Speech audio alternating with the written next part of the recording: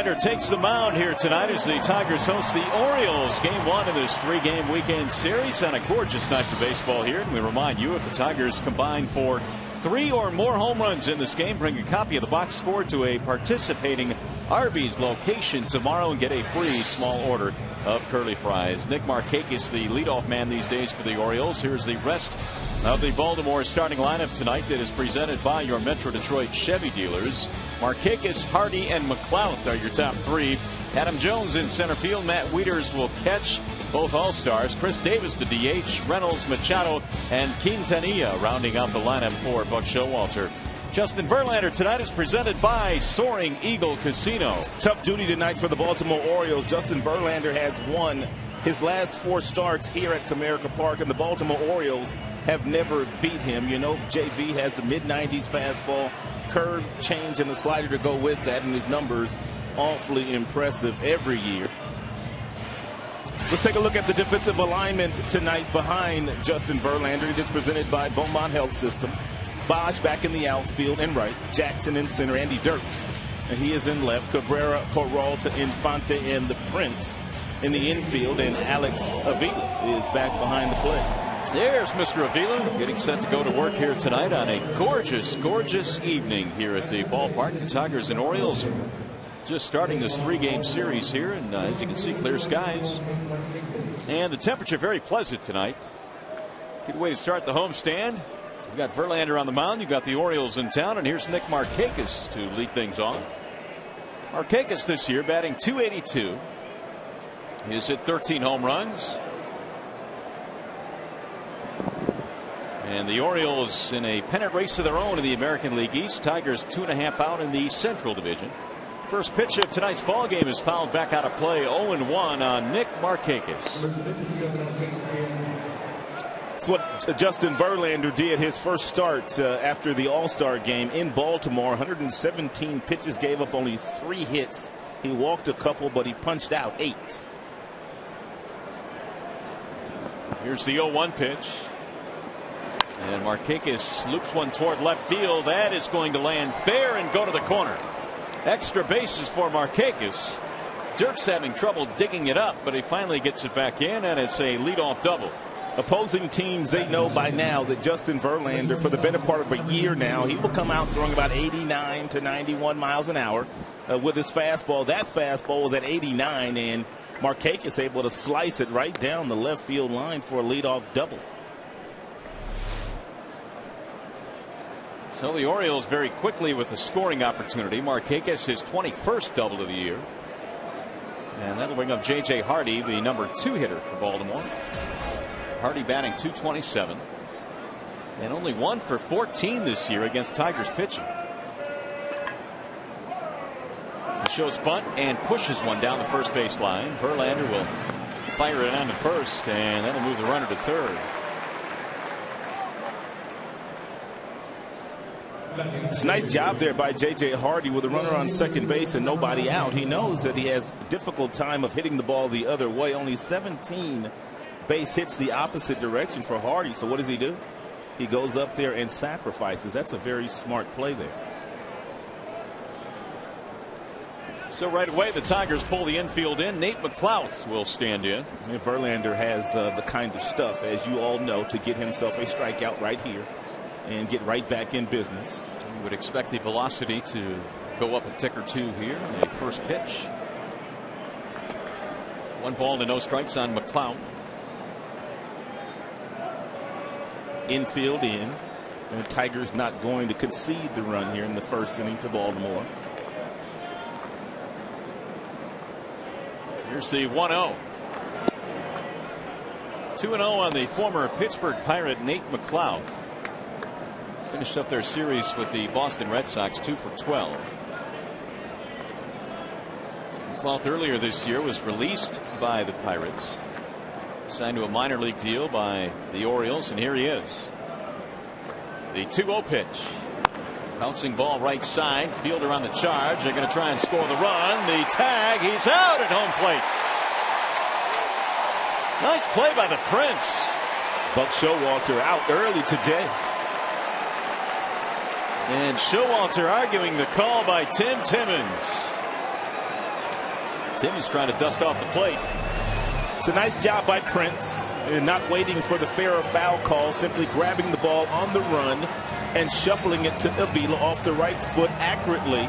And Avila able to apply the tag, and Tim Timmons' idea before the foot of Markakis was able to touch the plate. And if you take a look at that last replay, it's a good call by Tim Timmons. The left foot of Markakis was in the air as Avila applied the tag to the waistline. Markakis seems to hesitate after that ball was hit for just a split second. Not sure if he wanted to come home, and that probably cost him. And a nice play by Prince, so that'll leave a runner at first with 2 outs. And that replay, I think, showed that that was a pretty good call. Maybe not to the naked eye of Buck Showalter. And take a look at the left foot in the air, right there. He applies the tag, and then the foot gets down, if it got down. So Verlander dodging a bullet, and he will still have to get Adam Jones now with 2 outs. Jones batting .296, 24 home runs this year. Tim Timmons has some words now for the Baltimore dugout. Buck Showalter not happy about that last call. And it's driven in the air to center. Austin Jackson is there, and just like that, the inning is over. No runs, a leadoff double, and we go to the bottom of the first.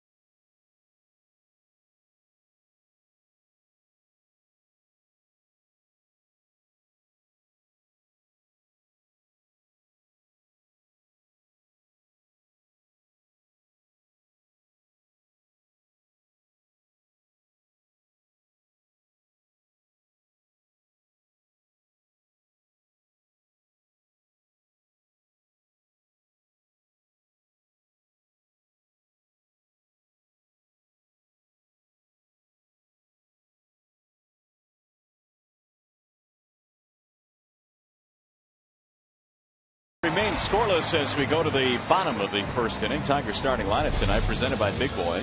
It'll be Austin Jackson, Andy Dirks, and Miguel Cabrera. Cabrera has some big time numbers against the Orioles. Fielder and Avila. You've got Delman Young, your designated hitter. In the bottom 3 tonight is Bosch, Peralta, and Infante.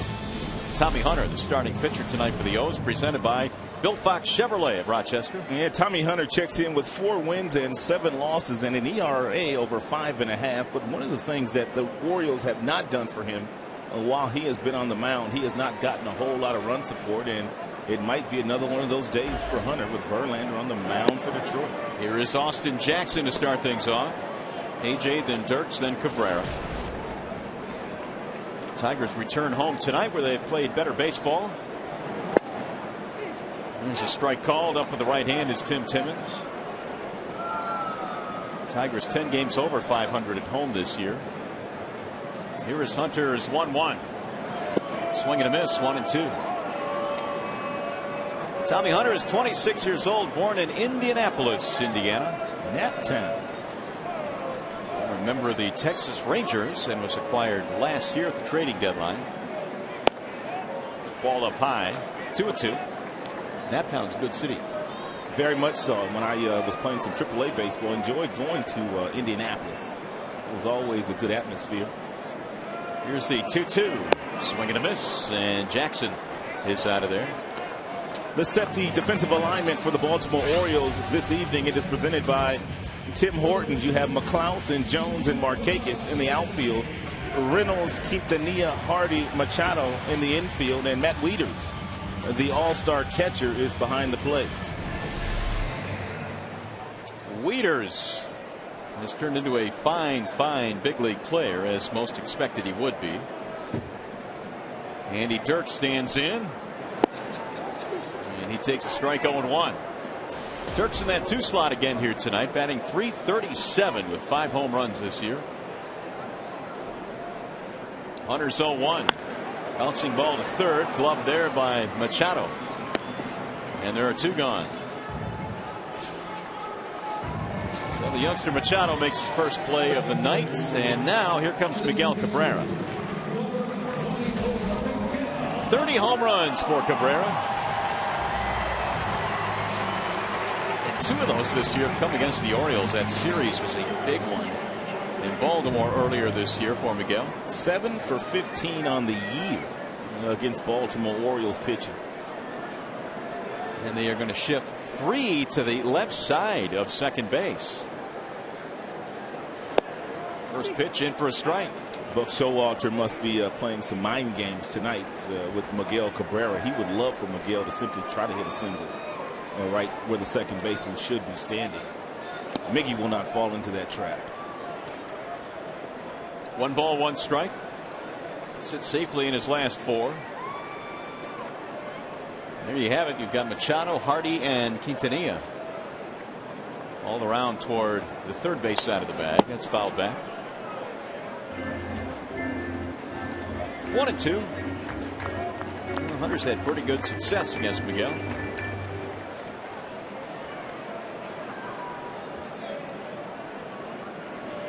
Two outs, nobody on. We are in the bottom of the first on a gorgeous night here. Bounces in and back to the backstop.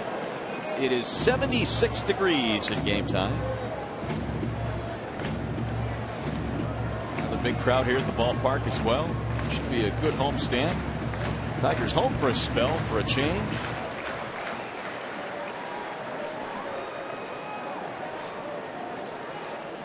And again tonight they've got him packed in. Here's the 2-2. High towering fly ball left field, hit way back. Has he done it again? Yes, he has. It's gone. Cabrera hits another one against the Orioles. I told you he would not fall into that trap.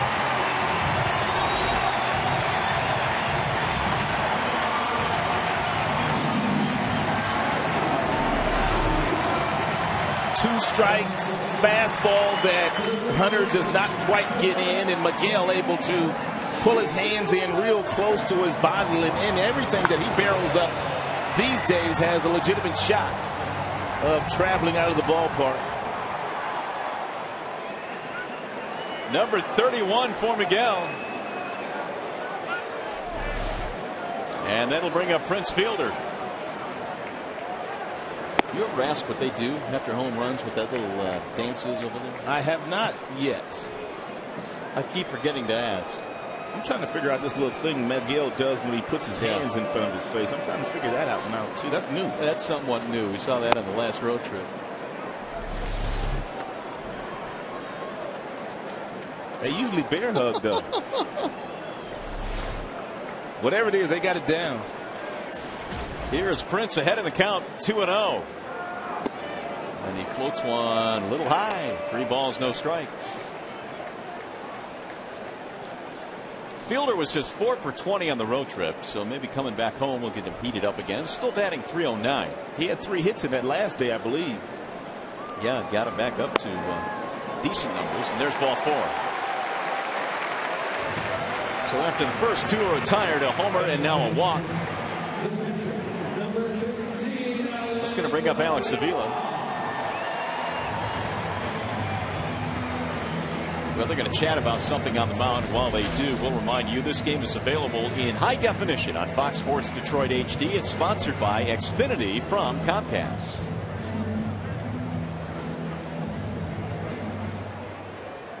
It's gotten to the point where Miguel Cabrera's teammates don't even believe what he's able to do every single night. 31 home runs now, 104 RBIs. Here's Avila. And that's in for a strike. 0-1 on Alex. Up in the 5 slot in this one here tonight for Jim Leyland. Alex batting .260, had 3 hits on the road trip.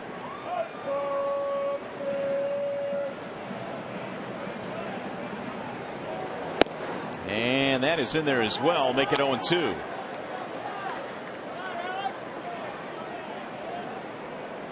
Avila 35 RBIs on the season, not nearly the numbers he had in his All-Star campaign of 2011, but he has begun to swing the bat a lot better here the last month or so. Now the 0-2. Foul tip, just got a piece of it to stay alive. And really, in the grand scheme of things, that's exactly what you want to, if you're Avila, to have a real nice August and September, despite how slow he got off to at the beginning of the year. Here's what we're talking about here in the month of August. 375, 7 RBIs this month.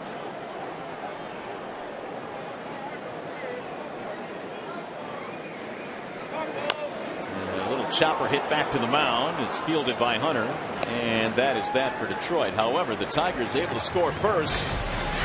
A familiar sight. Cabrera goes kaboom again, and it's 1-0 Detroit.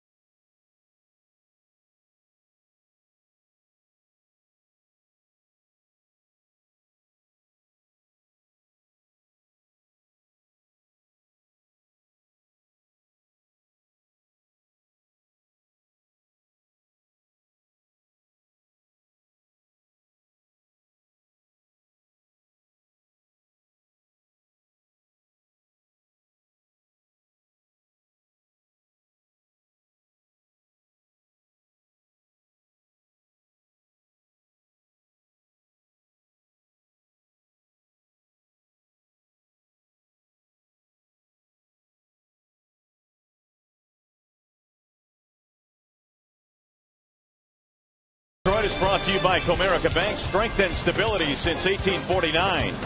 Ram now get a great deal on a new Ram truck at the Ram Summer Clearance event going on right now.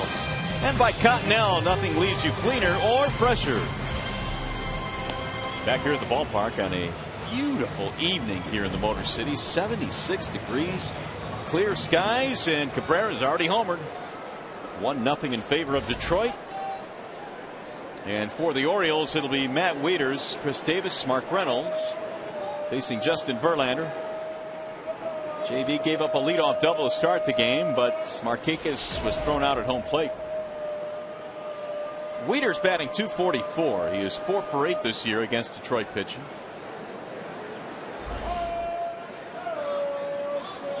And he looks at the first pitch high. 1 ball and no strikes. Batting average not all that glamorous for the all-star catcher, but the power numbers are good. And he has driven in 60 on 16 homers.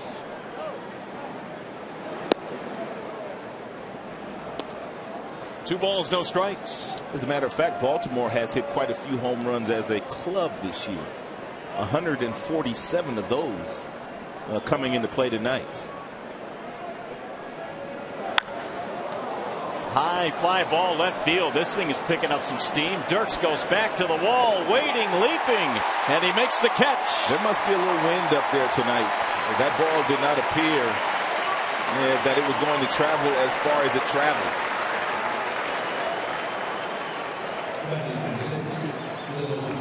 It appeared to be a high, lazy fly ball that Dirks had to go all the way back to the base of the wall.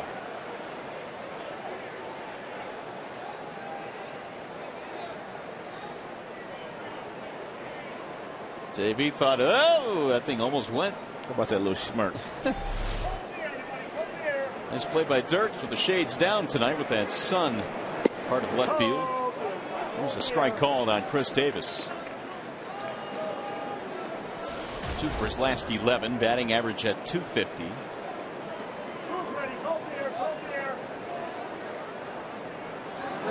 Wave and a miss. 0-2.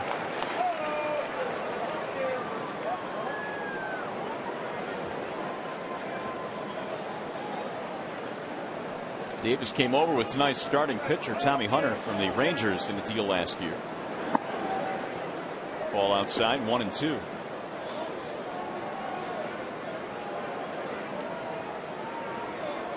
He's got some good power. 18 home runs this season, 56 driven in for the left-handed batting Chris Davis.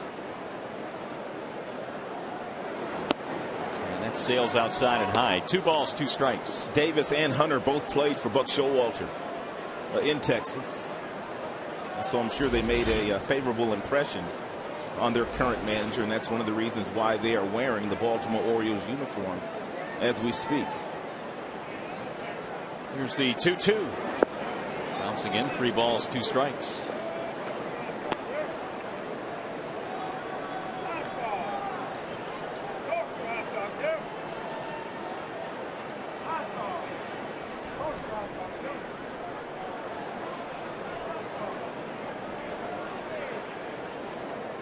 Now Verlander ready with the full count pitch, and he lost him. Ball 4. It's a 1-out base runner for the Orioles.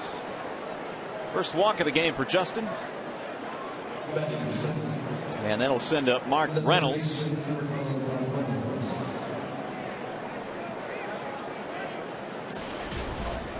Reynolds last year was 4th in the American League with 37 home runs. This season, though, he has only 12. And he's knocked in 42. The batting average is low at .220. Strikeout numbers have always been high in Reynolds' career.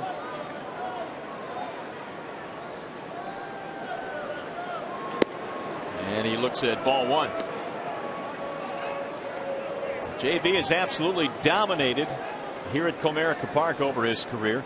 He is 38 games over 500 in this ballpark. 63 career wins.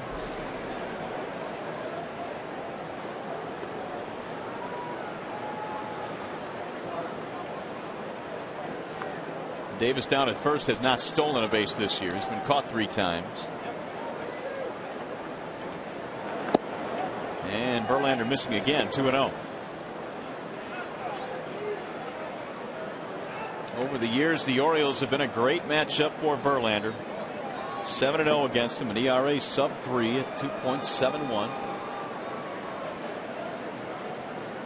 Buck Showalter knows he has a challenge ahead of him tonight. Here's the 2-0. Swing and a miss. The Verlander fastball here in the early goings has been about 91, 92.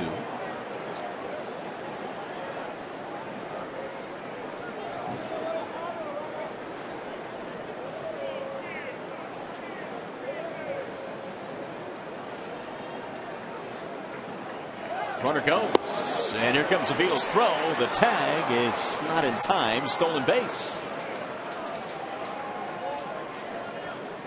So Davis gets himself in a scoring position. It's a good gamble there by the Baltimore Orioles. Yeah, they felt like Verlander had forgotten all about Davis, which he did, which allowed Davis to get a really good jump and basically steal that bag off Justin. It was a nice throw by Avila, but too big a jump and a running start for Davis. His first swipe of the year. Now the 2-2. Fouled off.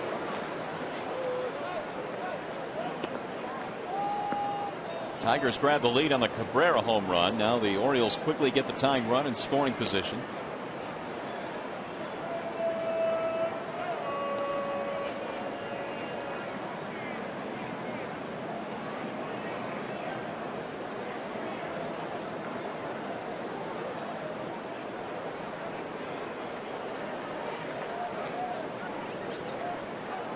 Here's the 2-2 pitch.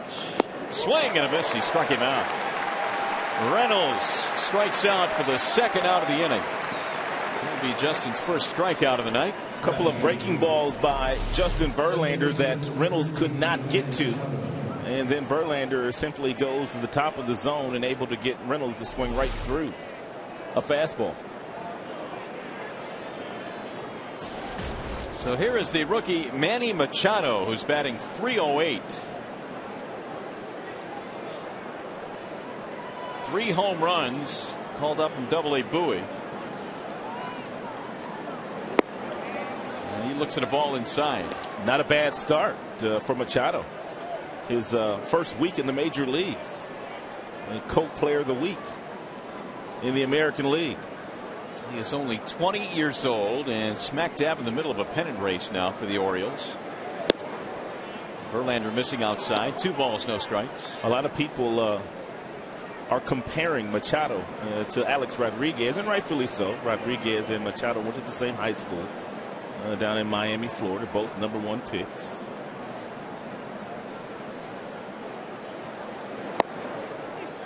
And it's in for a strike. 2-1. Well, here's what Machado has stepped into. As you look at the wild card race right now, the Orioles and Tampa, if the season were to end today, would be wild card teams in the AL. Tigers a game back, but only 2.5 out are the Tigers in the Central.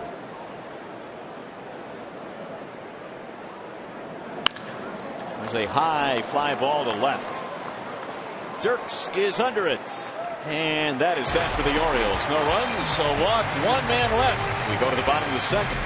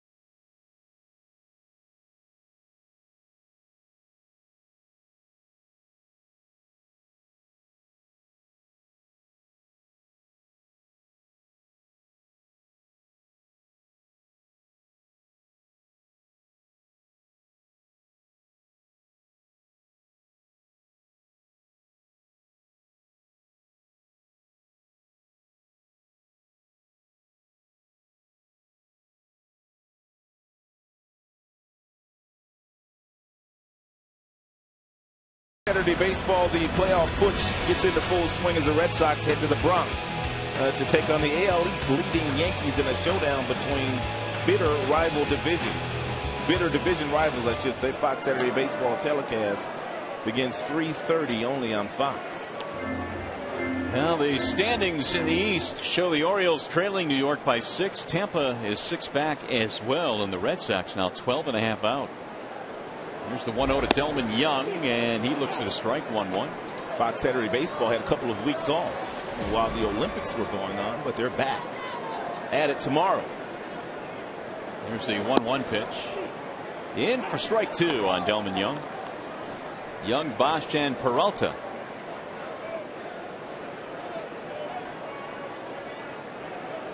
Here's the 1-2. 2 balls, 2 strikes. Tigers picked up a home run by Cabrera in the first. Hunter now has given up 28 home runs this year. That sails outside, and that is tied with Irvin Santana of the Angels for the most allowed by any American League pitcher. Bosch in the on-deck circle. And Delman shoots one to left center. It's down, a base hit, maybe more. Jones over to cut it off. Young is on his way to second, and the throw is off target. 2-base hit for Delman. That's a nice piece of hitting by Delman. That was a 94-mile-per-hour fastball that really wasn't located all that badly, and Delman went down and able to keep this ball fair, whistling it into left center field, and then he challenged the center fielder, Adam Jones, who was one of the best in the business. Jones gets over there and he fires the ball to second base, but the throw was offline and Delman did not have to slide into second base. 19th double of the year for Delman Young, leadoff man in scoring position for Brendan Bosch. Bosch batting 7th for Jim Leyland tonight. And the first pitch is outside, 1 ball and no strikes. Well, Bosch has got a job to do. There's a runner on second base, nobody out. Get yourself something you can pull to the right side of the infield to at least get Delman over to third. And if you're fortunate enough, you'll hit something through there and he might be able to score. Although it'll be difficult, Markakis in right has an outstanding throwing arm. Checked it outside. They want the appeal, but he did not go, said Marty Foster. So Bosch, who was hitless on the road trip at 0 for 9, is ahead of the count here at 2-0.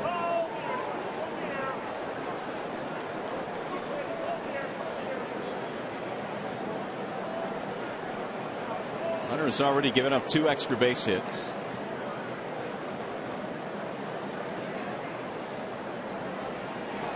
And the 2-0 pitch. Outside, 3 balls, no strikes.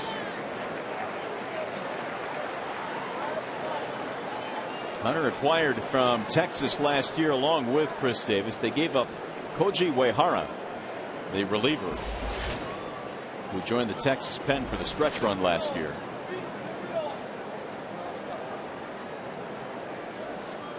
Here's the 3-0. Outside, he walked him on 4 straight. Good start to the second inning for the Tigers. 2 on, nobody out. Second walk given up by Hunter. If you're thinking possible sacrifice bunt here by Peralta, he has done it once this year. That would get runners into second and third for Omar Infante, who had a really good road trip. Well, the Bernstein Advantage brings you the scouting report on Tommy Hunter. Get the Bernstein Advantage. We go to bat for you. The first 3 innings, not so bad. Innings 4 and beyond, the ERA jumps to over 8. And the average 350.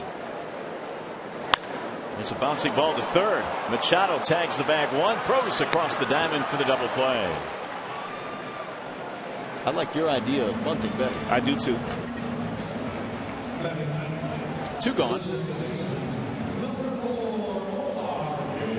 That'll bring up Infante.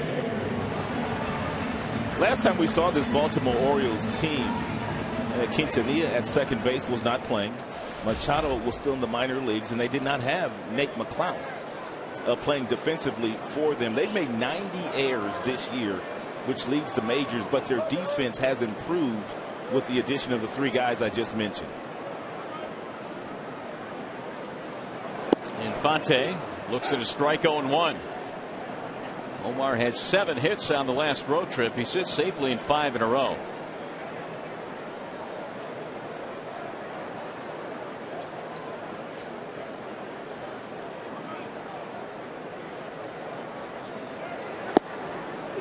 There's another strike. Make the count 0-2 on Omar. Hunter trying to wiggle out of a jam here. He's got the big double play ball. As Infante continues to creep toward 1,000 career hits, Omar needs 13 more.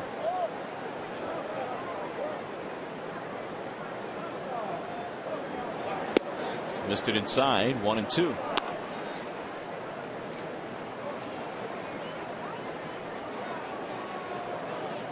3:08 in a Tigers uniform. And Omar has settled in nicely, giving the Tigers exactly what they had hoped for at second base, really on both ends, defensively and with the bat. Here's a bouncer to third base. Machado will charge, and Infante is out by half a step. Inning is over. Tigers fail to score, and you're watching Tigers baseball tonight, presented by BAL Tire.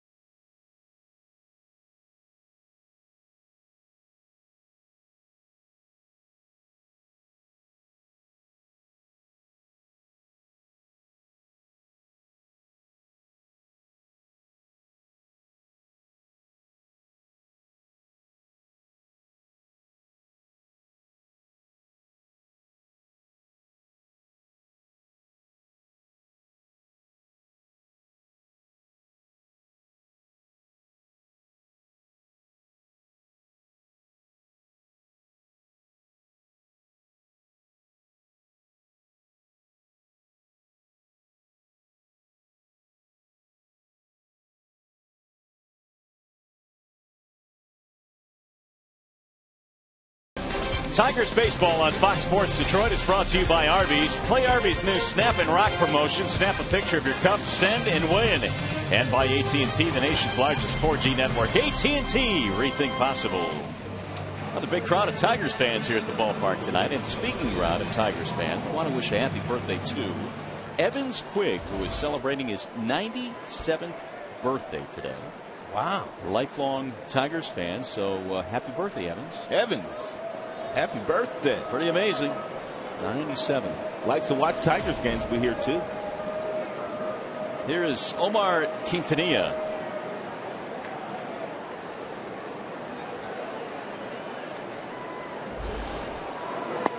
And it's a ball outside to Quintanilla. He'll be followed by Markakis and then J.J. Hardy. We're at the top of the third here at the ballpark.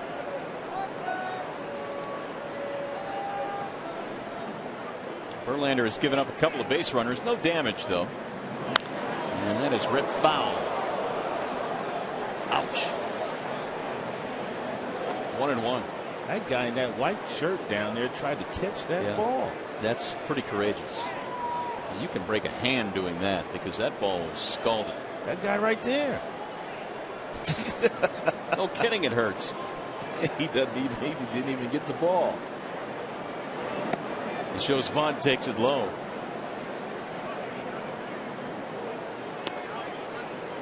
Ooh, check it out. I think he's going to be bruised tomorrow. Get that man a bag of ice.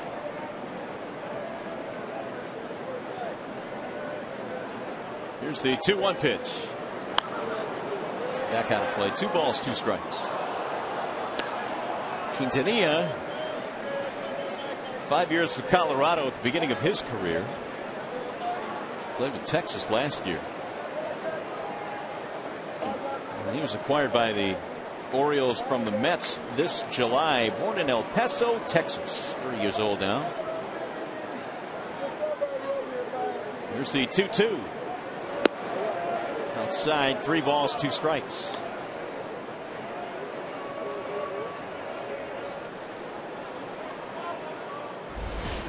And Verlander battling some command issues here in the first 3 innings of this contest.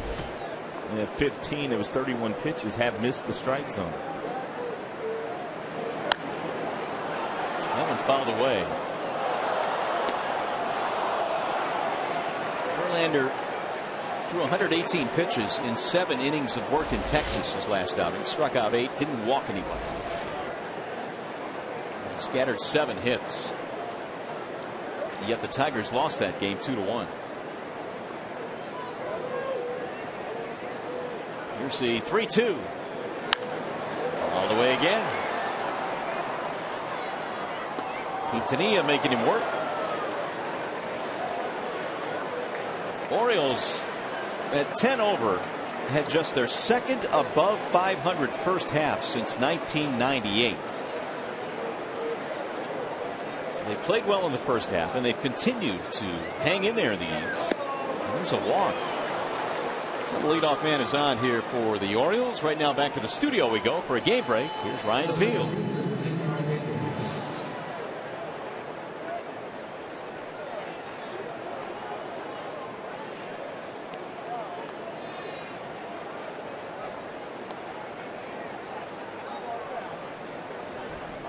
All right, Ryan, thanks. Here it is, 1-0 in favor of Detroit. They have a home run. That's off the bat of Miguel Cabrera. Verlander has walked the leadoff man. Here's Nick Markakis. And it's in for strike 1.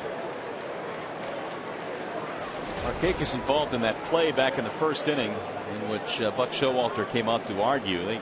Buck thought he scored on a ground ball, but they called him out at home. You know, it was one of those plays where if you're on third base in less than 2 outs, what you have to be told is either you're going or you're staying. And it appeared that on that particular play, Markakis was indecisive. It was almost like, okay, you read whether you're going to go or not. He stops, he starts, and then he starts up again. And just that hesitation may be the difference in him being called out at the plate. 0-2 the count.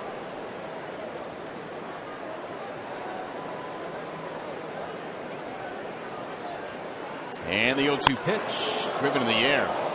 Right field. Bosch on the run. Still going, not going to get there. It'll roll all the way to the warning track. Rounding third is Quintanilla. They'll send him home. Throw to the plate, not in time. It's a double and an RBI for Nick Markakis, his second hit of this game. Well, Verlander would like to have that one back. It's an 0-2 pitch. It's a fastball that's up, and Markakis somehow able to climb the ladder and get to it.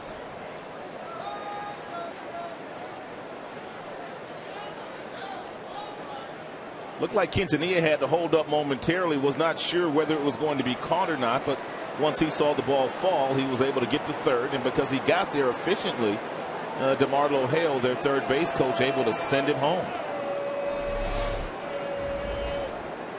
So 2 more doubles for Markakis. He's now knocked in 41, and since being elevated to that leadoff slot, he's batting over 300. Orioles are on the board now. Here is J.J. Hardy. Showing bunt, and ball 1 missing outside. Hardy in the same situation back in the first, sacrificed the runner up.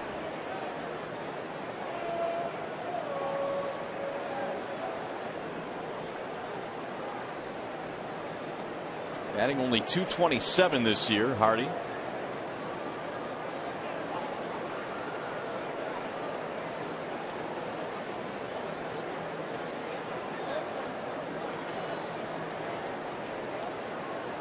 Verlander now has surrendered 2 hits.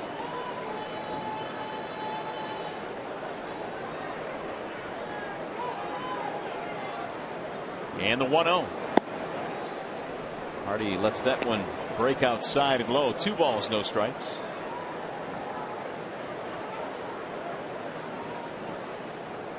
JJ earlier this year in that wild game back on the 14th of July after the All-Star break hit a game-tying home run that snapped an 0 for 28.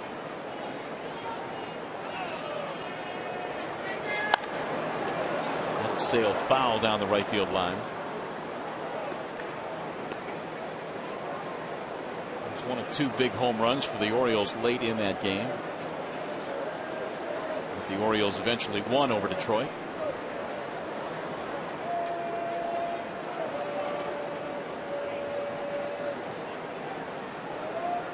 Tigers won 2 out of 3 in that series.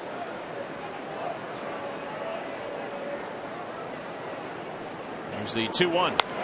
And he pushes another bunt down the first base line and get the job done again. So a sacrifice, the second of the night for Hardy. That'll move the runner to third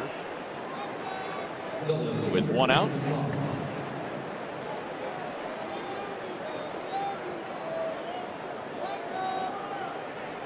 We'll bring up Nate McLouth, and the Tiger infield coming in again.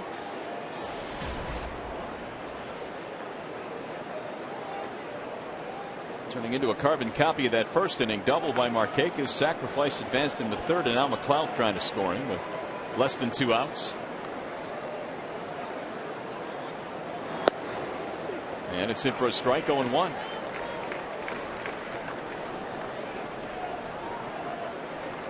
McLouth had some good years with the Pirates.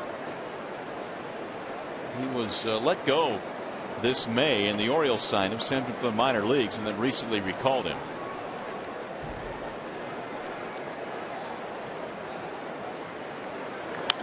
And he shoots that one foul back to the screen. 0-2 on McLouth. Back-to-back 95-mile-per-hour fastballs by Verlander to McLouth, which is what Verlander does a lot of when the runners are in scoring position. The native of Muskegon, Michigan. Here's the 0-2. Swinging a foul ball. Goes back to the backstop. So Markakis will head back to third base.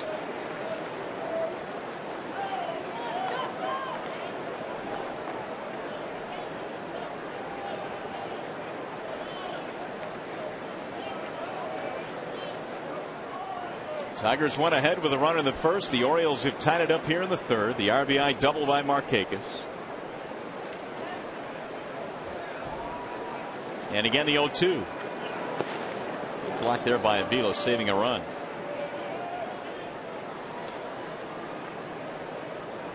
Orioles starters came into this game hitting just 147 career against Verlander, the lineup that Buck Showalter threw out there tonight. But they've managed to scratch in a run here in the third, taking advantage of a leadoff walk by Quintanilla.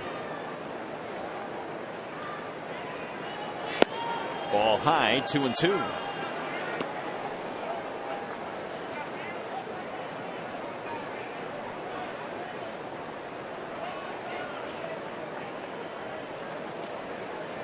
Tommy Hunter gave up the home run back in the first to Cabrera.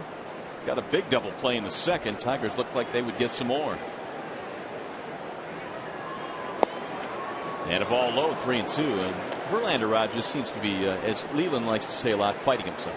He hasn't found it yet. And if you're the Baltimore Orioles, you need to be trying to put some runs on the board, because once he does figure it out, he's not going to give up much more. But right now, really fighting his delivery and really not commanding the baseball as efficiently as he normally does. And he's just walked McLouth. That was close enough to being called a strike right there.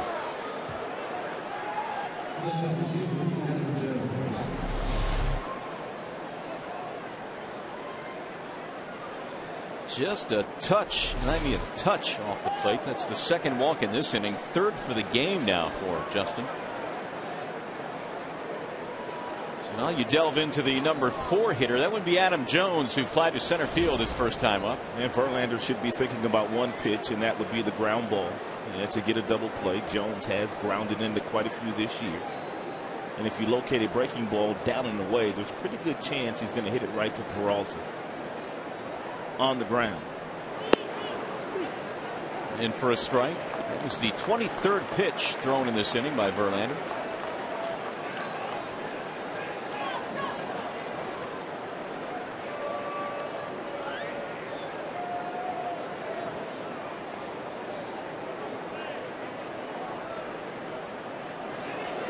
Swing and a miss.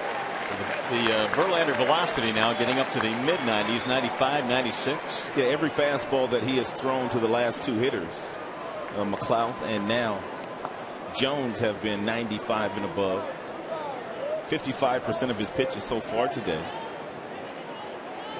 of the 50, have been fastballs.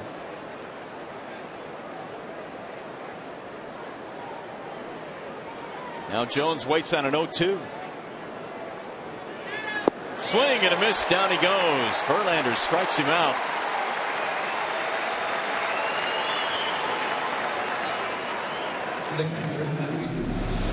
And Verlander goes to a changeup on the 0-2 count, not afraid to throw that ball because he knows he can locate it in an area where Jones can't get to it, and that is down and in. Second strikeout for Verlander. That'll bring up Matt Weiters.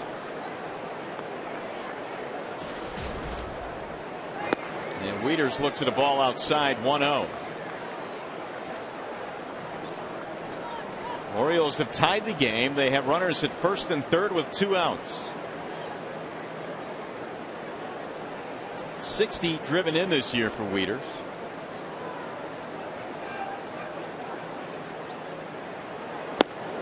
Ball high.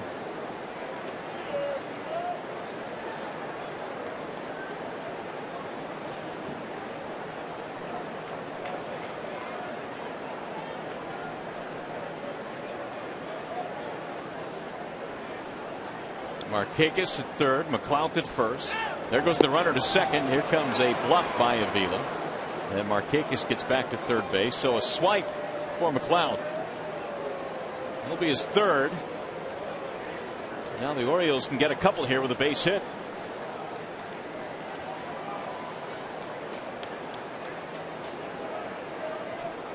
The Orioles only had 36 stolen bases as a team coming into play tonight, which is the fewest in the American League. That's in there. Well, they have 2 already tonight. I see that. Davis had one back in the second, and now McLeod.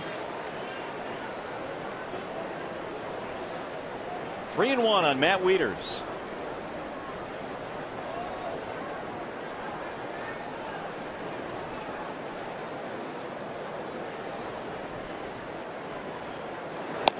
Way high. He walked him, and that is going to load the bases.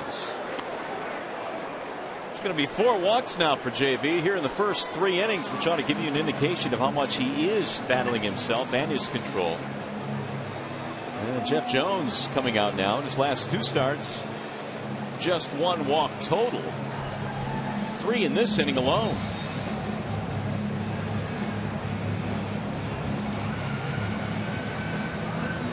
As they continue to chat about Verlander and how they'll attack Davis here, these Orioles are hanging in, and we've talked about how this is a team that in the past has not been able to really hold on to any momentum they've had early in the season, but this year it's a different story. It really is. They're playing good baseball. They've got a good bullpen. They've got some timely hits. They've won a lot of extra inning games, and they've been really good in 1-run contests as well. So, and Buck Showalter has his troops believing that they can contend in the very difficult division that they're in. Well, they've got a chance to take the lead here with 2 outs, and a big swing by Chris Davis. Bases are loaded with 2 away.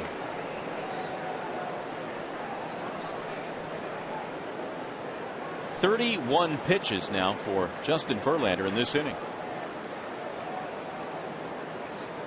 And the 0-1. Swing and a miss again, 0-2. Even though the pitch count is at 58 for Verlander, we do know that he can throw 130 in a game, no problem. So I think he's going to be around for a while. Now Davis, who walked back in the second, in the hole, 0-2. And a ball high, 1 ball, 2 strikes, 97 that time from JV.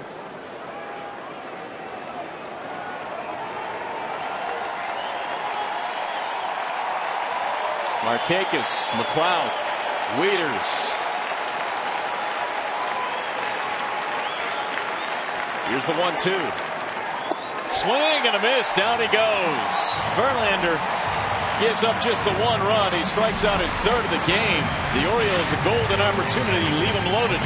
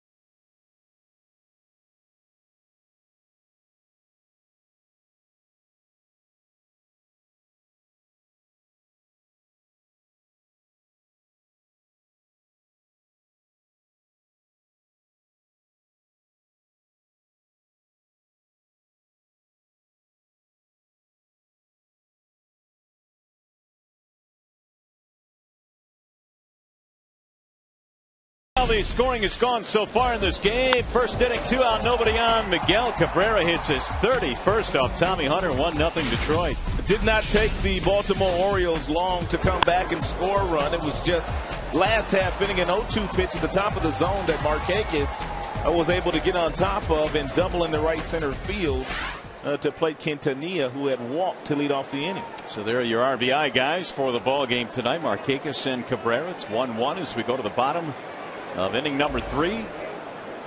And it's the top of the Tigers lineup. It'll be Austin Jackson, Andy Dirks, and Miguel Cabrera. Jackson struck out in the first inning.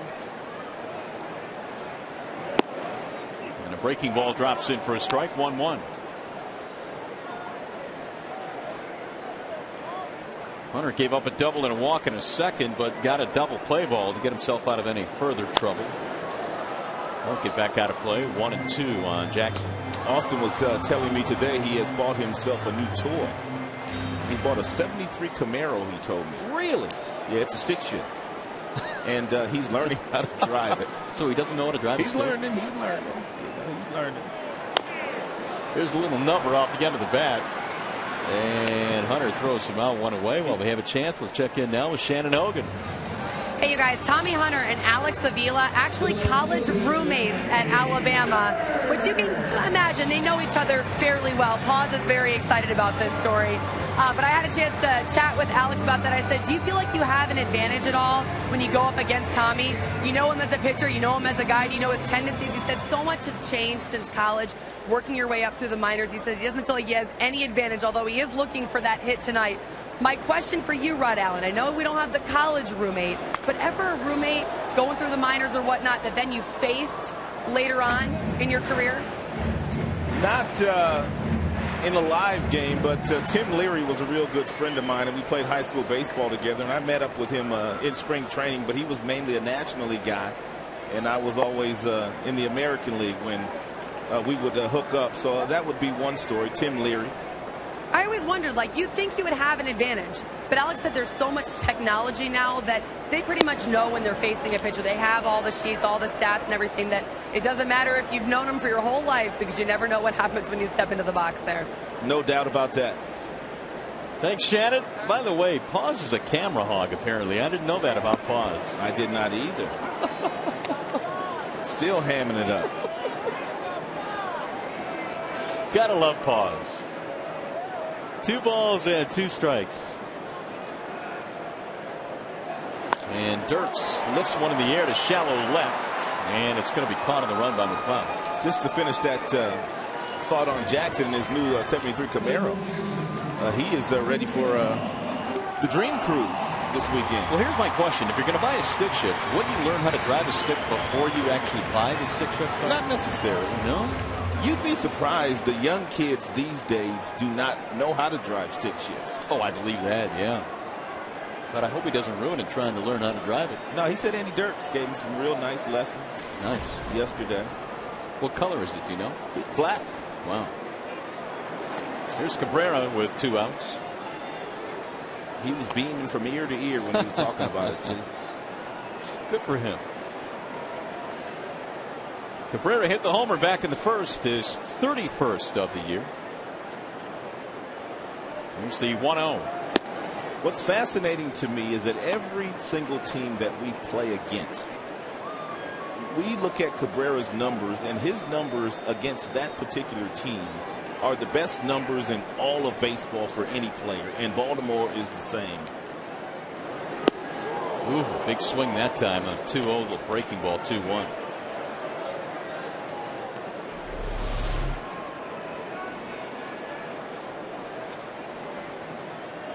Well, Cabrera against the Orioles, 473, dating back to the start of 2010. That's on the outer edge. Cabby didn't like it. 2 balls, 2 strikes. He's voicing his displeasure with Tim Timmons. He had a beef. Was not a strike. But Cabrera usually does not let bad calls affect him. Get back out of play.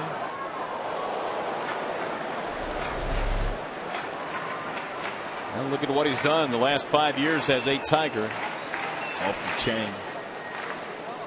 Contact to damage ratio. Unbelievable.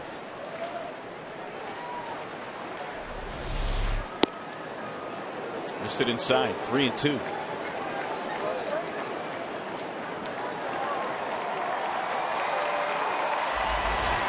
Prince Fielder on deck.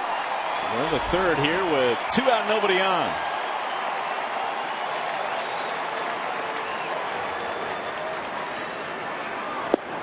Checked it and he went strike 3, and Fielder is out of there. A 1-2-3 inning for Tommy Hunter. We'll go to the fourth. Still 1-1.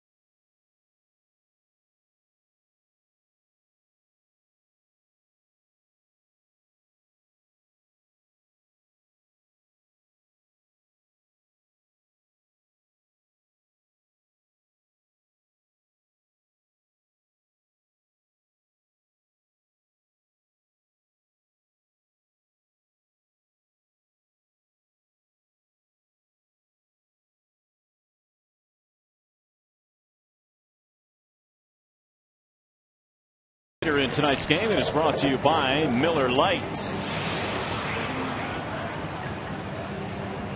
Well, Cabrera back in the first inning gave the Tigers the lead, and then the Orioles tied it up with a run of their own in the third. RBI double by Nick Markakis, and so that's where we stand. Justin Verlander trying to get back on track. He left the bases loaded in the third inning, but he's thrown 60 pitches now through the first 3. Reynolds, Machado, and Quintanilla, the bottom 3 for Buck Showalter.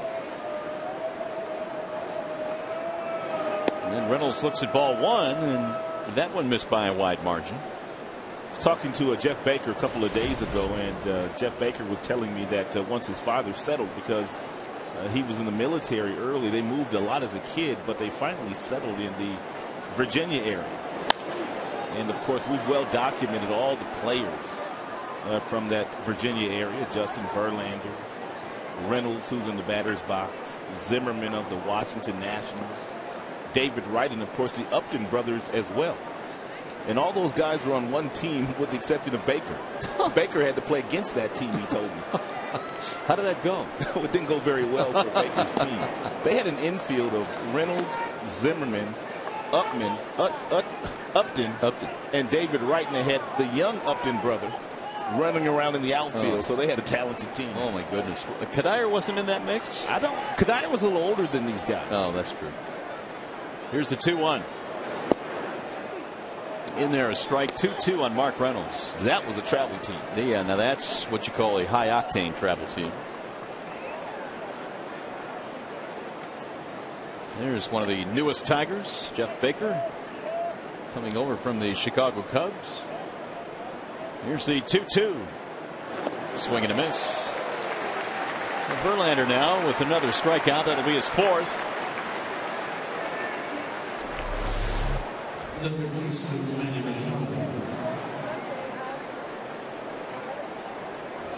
Disappeared into the dirt. He may have the best curveball in the American League for a right-handed pitcher. Maybe all of baseball, but second is King Felix. Did you see what King Felix did the other day? I know you did. Yeah, it was hard to miss. That curveball he was featuring that day was dirty too, against the Tampa Bay Rays. 23rd perfect game in the history of baseball.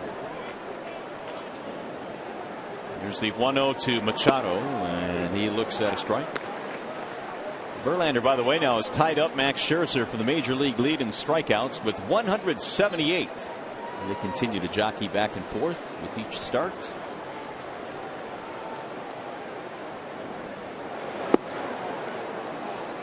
Two and one.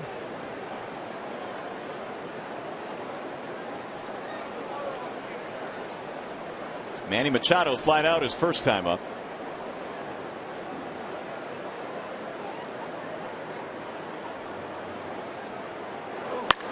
There's a base hit to left field.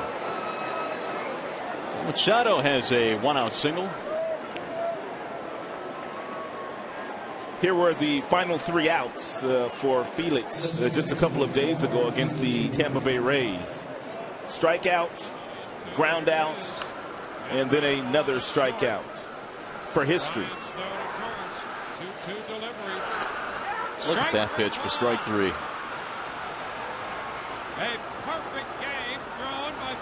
Felix Hernandez with the perfect game in Seattle. Felix Hernandez.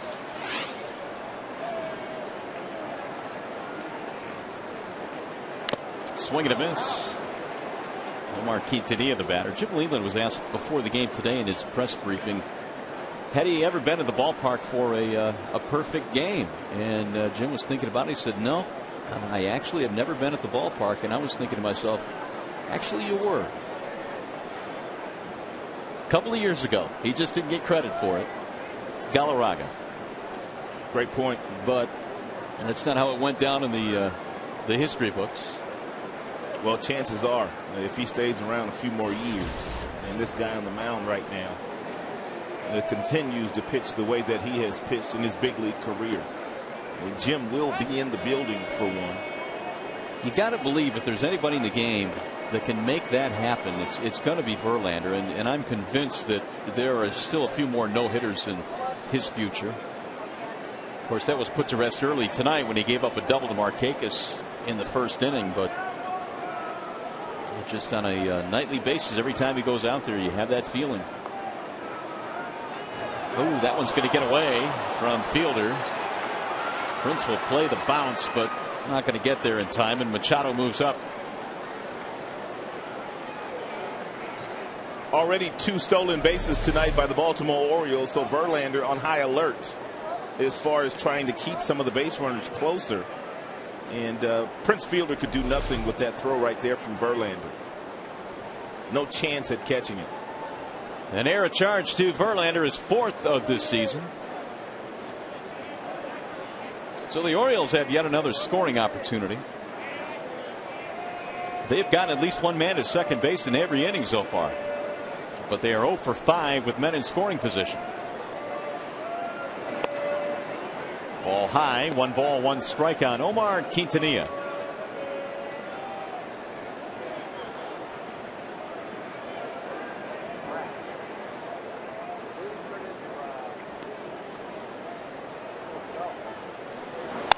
Bouncer right back to the mound. Verlander thought about it, but he'll go to first and get the out. Machado had to scamper back to the bag.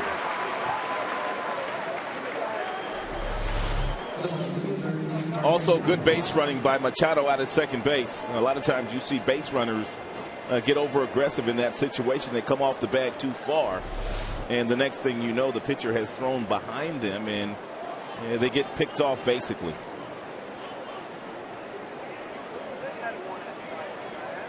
So it'll be Markakis with 2 outs, and Verlander has not been able to get him out tonight. A couple of doubles.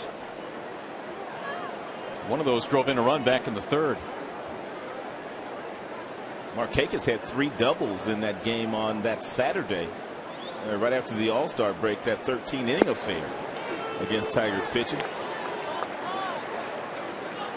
And when you total him up all of this year, 6 two-base hits. He's always been a big doubles guy. Good player. You don't hear a whole lot about him because Baltimore very seldom plays on national television. And he slices one on the ground to the shortstop. Peralta has it, and the threat is over. No runs, a hit. They get a man to second. We'll go to the bottom of the 4th.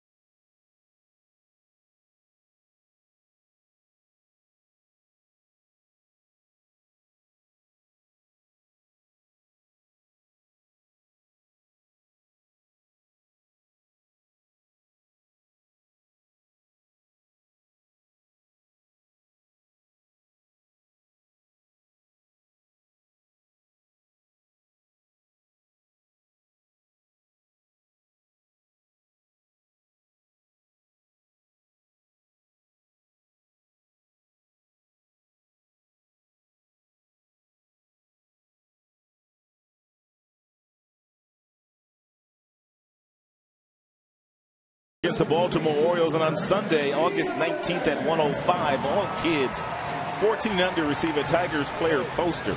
For tickets, call 866-66-TIGER or visit tigers.com. Well, another big crowd on hand here. A lot of them kids here tonight. The Tigers and Orioles opening up this homestand and this series. School's getting ready to start again here real soon, isn't it? Right around the corner. Prince Fielder stands in to lead it off here in the bottom of the 4th. It'll be Fielder, Avila, and Delman Young facing the right-hander Tommy Hunter. 1 run, 3 hits for the Orioles. A run on 2 hits for Detroit. Hunter walked Prince Fielder his first time up on 4 straight pitches. He really wanted nothing to do with Prince. 1 ball, 1 strike. Prince is still 4th in the American League with 84 RBIs. And he shoots this one on the ground to the shortstop, J.J. Hardy, who had it played perfectly. 1 gone here in the Tiger 4th. Well, here's something to think about the rest of the night. You can vote for your Tigers McDonald's Player of the Game. It's presented by the Quarter Pounder with Cheese. Once you've decided who to vote for, using your cell phone, text Tigers followed by a space and the player's uniform number to 37338, or you can vote online at foxsportsdetroit.com. Here comes Alex Avila.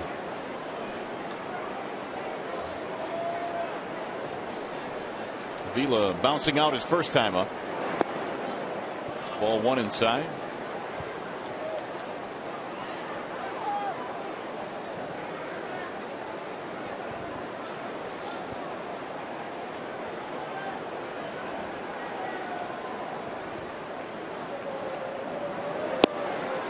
And that is in there, 1-1.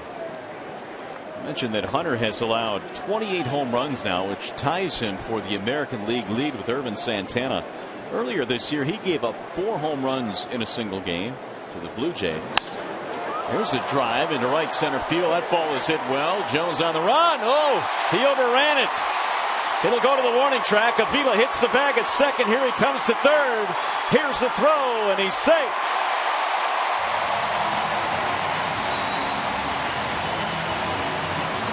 Adam Jones overran that ball. I don't know how they're going to rule that, but as soon as that ball went up, Jones put his head down, and then by the time that he looked up, he had to reach back for the baseball, and it looked like it hit right off the glove. You will not see that very often with Jones in center field. He's about as good as it gets out there.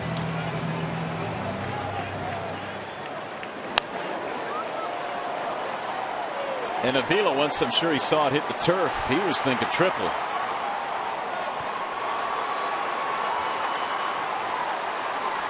And he made it with ease. Delman Young trying to drive him in. He looks at a strike. They have ruled it an error, so it is not a triple for Avila. E8. That's the 8th error of the year for Jones. And that's fouled back. 0-2.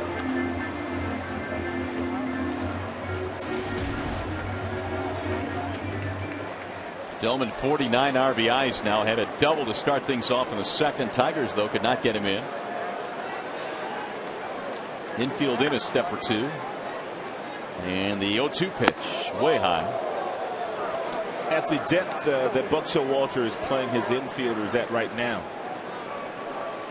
doubt very seriously whether Avila will come on contact or not. If it's hit sharply right at one of them, Alex will not score, and that's exactly what Showalter is trying to get the Tigers to do. Make a decision to come on contact. 2-2 the count. 61 pitches now for Hunter. His ratio not great today. No, neither is Verlander, so neither guy really has had the great control. Error by Adam Jones has opened the door here for the Tigers. Delman, let's go with the bat. Delman got a real good pitch to hit right there, hanging breaking ball that he just could not put in play. That looked like he got Tim Timmons.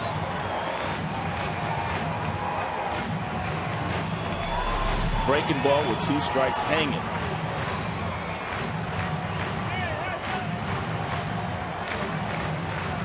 Backswing on the mask of the umpire.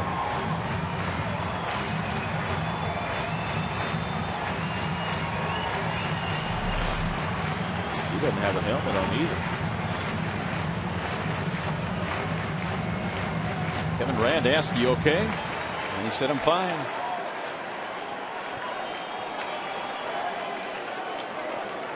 Two balls, 2 strikes on Delman Young. Bouncing ball left side, backhanded by Hardy. And he'll throw to first for the out. Runner holding at third. Wise decision there by Buck Showalter not to pull his infielders all the way in. If Hardy is playing in to cut the grass, this is a base hit right here for Delman Young. But Buck also knew with the speed of Avila, the Tigers more than likely would not come on a ball on the ground.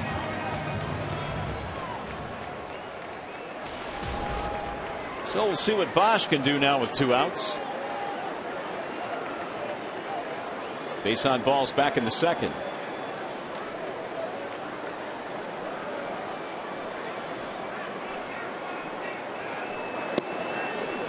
In there for strike 1. Bosch this year, good numbers against the Orioles. 5 for 12 with a homer. He's knocked in 3. And Bosch trying to break this 1-1 tie here in the 4th inning. They've got Avila at third with 2 outs.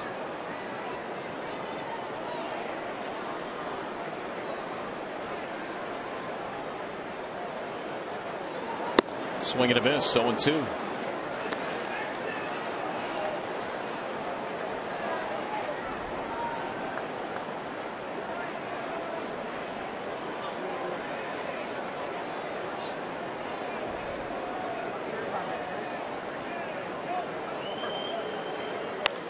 Fouled away. 48 RBIs for Bosch this year. Tigers had planned on bigger numbers out of Brennan. He started the season at the top of the Tigers lineup in the 2 spot, but has never really, despite some stretches where he has played well, not been able to do it consistently.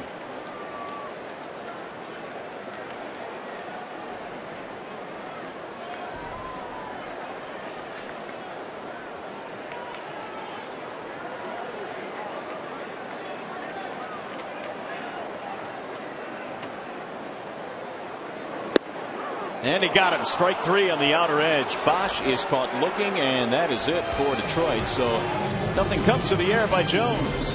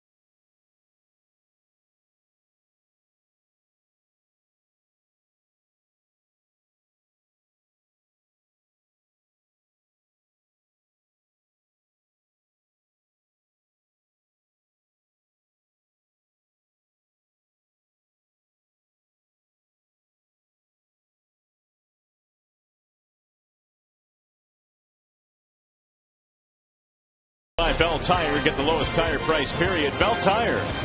And by Toyota. Brought to you by your Greater Detroit Toyota dealers. J.J. Hardy has come to the plate a couple of times today, but he does not have an at-bat, and the reason for that is he has sacrificed bunted successfully. Markakis has been on second base on a couple of different occasions, and Hardy has simply gotten him over to third base. Real good technique. You bend the knees, you get down, you soften your hands, and you just try to catch the baseball with the bat. He has done it to perfection tonight. And he looks at strike 1 to start things off here in the 5th inning. Total of 5 sacrifice bunts now for J.J. Hardy on the season, with the 2 that he's already had this evening. Here's the 0-1 pitch. Lifted back out of play. No balls, 2 strikes on J.J. Hardy.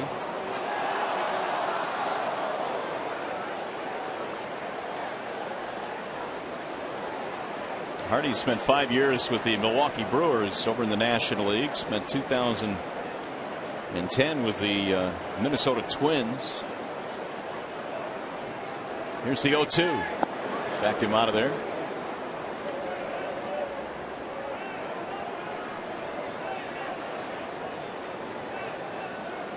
Hardy last year hit 30 home runs, a career high.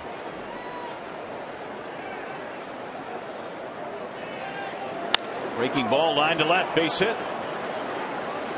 The leadoff man is on here in the 5th inning. And when we look at the Orioles, we see that they're 10 games over the 500 mark, and you wonder how this team has been able to do it. Close games, 1-run games, extra inning games. Even when they don't score that many runs, 16 wins this year where they've scored 3 or fewer, and their bullpen has been locked down after the 7th inning. So there you have it in a nutshell. The Orioles have won 11 consecutive 1-run games, and we're in another tight one here tonight. It's a 1-1 game in the 5th. Ball missing outside.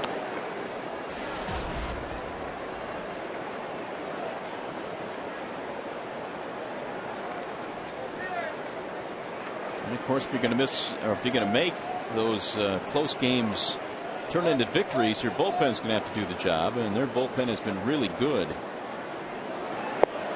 especially recently. Over the last 13 games, the bullpen ERA is a little bit over 1 for the Orioles. So they've gotten it done. And while many felt that Baltimore would have been buried by now, they are still in the thick of the wild card race.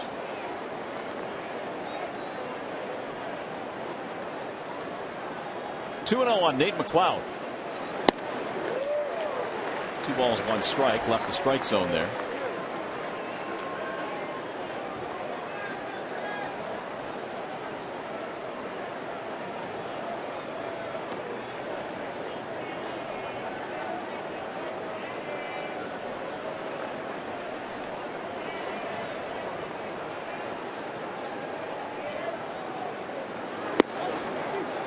There's a strike call. 2-2. Typically, Verlander's ball to strike ratio is much better than it has been tonight. But I guess when you look at the scoreboard, you see he's given up just 1 run, despite the fact that 82 pitches in, the ratio not that good.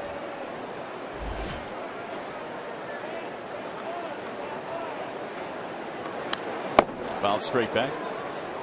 That's a sign of a great pitcher when you don't truly have your best stuff. And even though there has been some traffic on the base paths, he's already walked 4 in this game. But when runners are in scoring position, somehow, some way, Verlander's been able to make the pitch to further not give up a lot of runs in this game.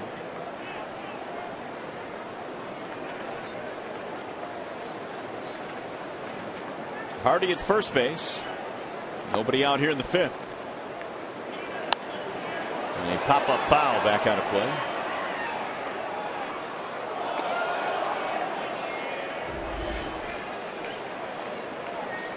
Verlander's top fastball so far tonight has been 97 miles an hour. 75 with his breaking ball. Xfinity sponsors those readings for you.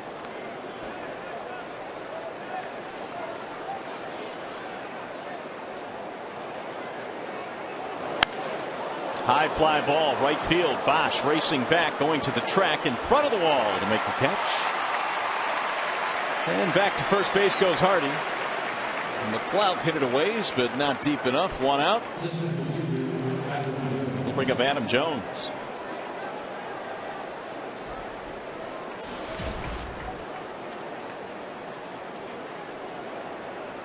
Jones batting .294. Made his second All-Star team this year, and the Orioles signed him to a 6-year extension in May.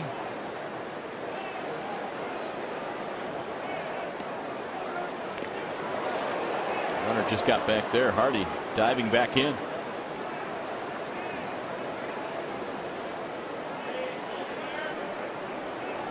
Jones, the key piece that the Orioles got from Seattle in the Eric Bedard deal a couple of years ago, and Adam has blossomed into an all-star.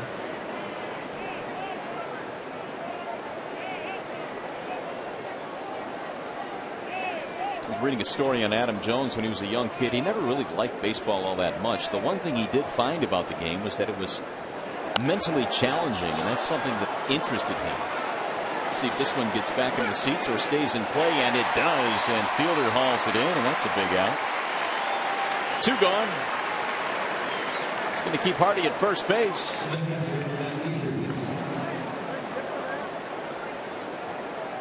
And it'll bring up Matt Weiters. Orioles tonight have 4 hits. The Tigers have been limited to just 2 hits.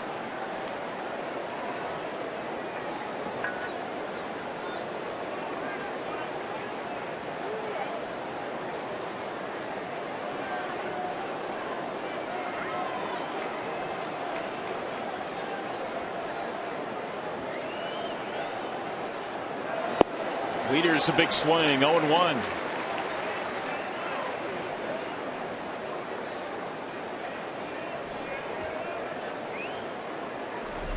Good changeup here by Verlander, especially when you know a hitter is up there dialed in for your fastball. It doesn't have to be a great changeup, just get it up there in the vicinity. And usually you'll get a swing and miss. Now he's behind in the count. 0-2. We just saw a real tall catcher in Minnesota, Joe Mauer. He is also 6 feet 5 inches. He are 2 of your bigger catchers in all of baseball, although Mauer playing a lot of first base these days. And as much first base as he is catching. The 0-2. Avila blocks it. 1 ball, 2 strikes. Where would you put Weiters right now? He came into the big leagues with such fanfare, a #1 pick, a lot of hype. Has he progressed the way you thought he would? He has progressed slowly, but he is getting better. And the 16 home runs and the 60 that he has driven in is an indication of that. For a switch hitter, batting average still real low at .245. But he plays in a very hitter-friendly ballpark, Camden Yards. Yeah. He's matured as a catcher. Calls a really good game. 2-2.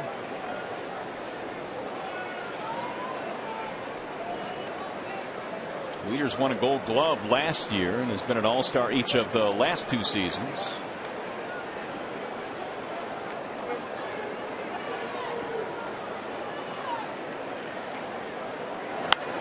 Fouled away. You have a couple of really good young catchers on display here tonight. Avila made an All-Star team last year as well. Won the Silver Slugger. Finished second to Weiters as far as the Gold Glove is concerned. Could have very easily won it. 2 real good ones right here that know how to handle a pitching staff. Outside, now the count goes 3-2 on Weiters. That'll put Hardy on the move at first base. Chris Davis on deck. Looks like another sellout crowd here tonight. And the 3-2. Swing and a drive into deep right field, way back and way gone. Halfway up the stands in right field, Matt Weiters, a long 2-run homer.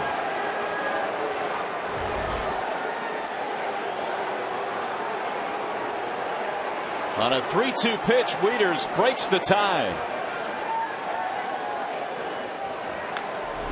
Verlander came with a 96-mile-per-hour fastball up in the strike zone, and he allowed Weiters to extend his arms, and Verlander knew it was gone as soon as he heard the contact.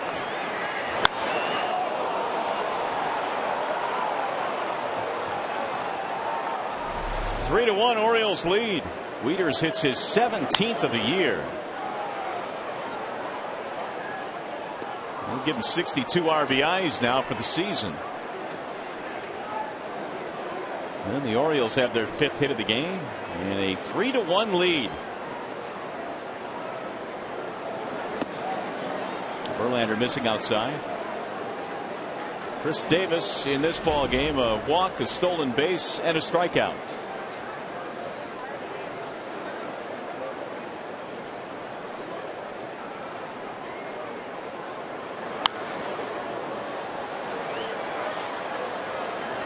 It's 3 extra base hits now for the Orioles. They have a couple of doubles and now the home run by Weiters.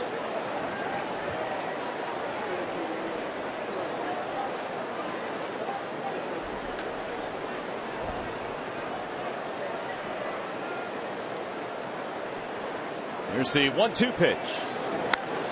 Pulled foul just outside of the bag at first.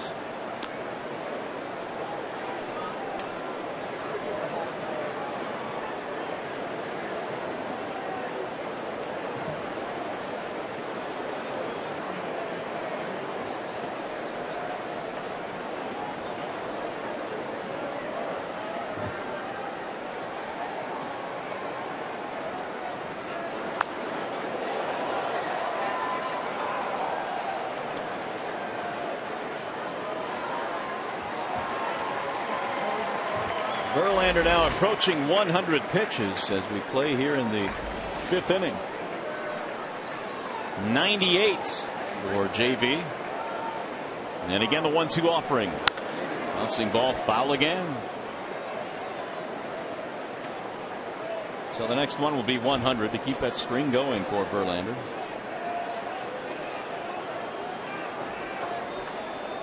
He's thrown at least 100 in every start this season.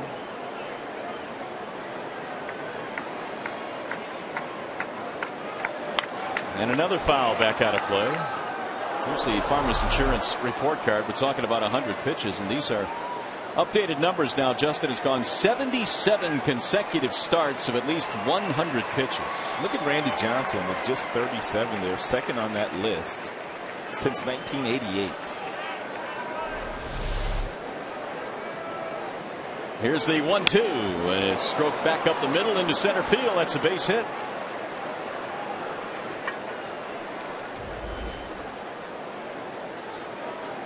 So after a lengthy battle there, Chris Davis singles to center. That'll be the 6th hit of the game now for Baltimore. And Gene Lamont will pick up the telephone and get in touch with the bullpen.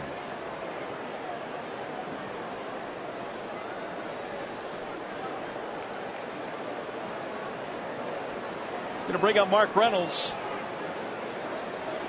3-1 Orioles lead. We're in the 5th inning. The 2-run shot by Matt Weiters, breaking the 1-1 tie.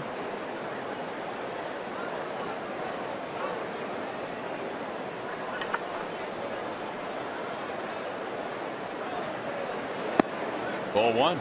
Something else the Baltimore Orioles have done very well this year. They've played pretty well away from Baltimore, 32-25 when they take their act on the road. Luke Peconin warming up. That's really good. There's a strike call. That old saying that worn out old saying that goes, just play 500 on the road, take care of business at home. But they've done much better than that on the road. Yes, they have. Lots of one-run wins, extra inning wins, lockdown bullpen, as you mentioned earlier. 1-2 on Mark Reynolds. They've got a good leader too in Buck Showalter. Buck Showalter is a very good manager and very much in the conversation as far as manager of the year in the American League as we speak, with what his club has done. Swing and a miss. And Reynolds strikes out for the 3rd time of the game. Orioles take the lead. Tigers baseball tonight presented by BAL Tire.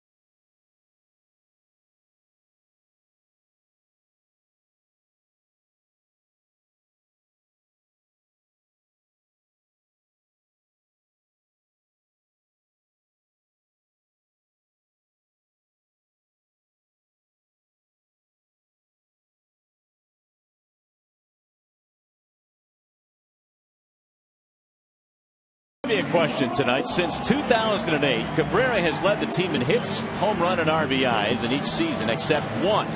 Who is the only other Tiger player to lead the team in one of these categories? Cabby's been atop. Hit totals, home runs, and RBIs each of the seasons since 08 except one. Can you name a Tiger that kind of snuck in one of those categories? There's a strike called on Johnny Peralta as we go to the bottom of the 5th. Tommy Hunter now with a 3-1 lead to work with. Peralta and Fonte Jackson facing Hunter, and another strike called. 0-2. Tigers have played their best baseball right here at Comerica Park, and they have scored runs in bunches, and they have a legitimate shot of getting back into this game. They need to do it in the next couple of innings to stay away from that really good bullpen that Buck Showalter has. The back end of his bullpen is real nice. There's a ground ball to third. Fair ball behind the bag. Quick throw across the diamond and got him at first base. No way. Oh, here comes Jim. Well, he can't see it though. Jeff Kellogg cannot see. And I really don't know whether Reynolds' foot was off the bag or not, but it sure looked like it. And Brookie now is going to argue along with Peralta. First base umpire Jeff Kellogg tonight. And Leland out to have a little chat. We'll take another look. Peralta usually doesn't say anything.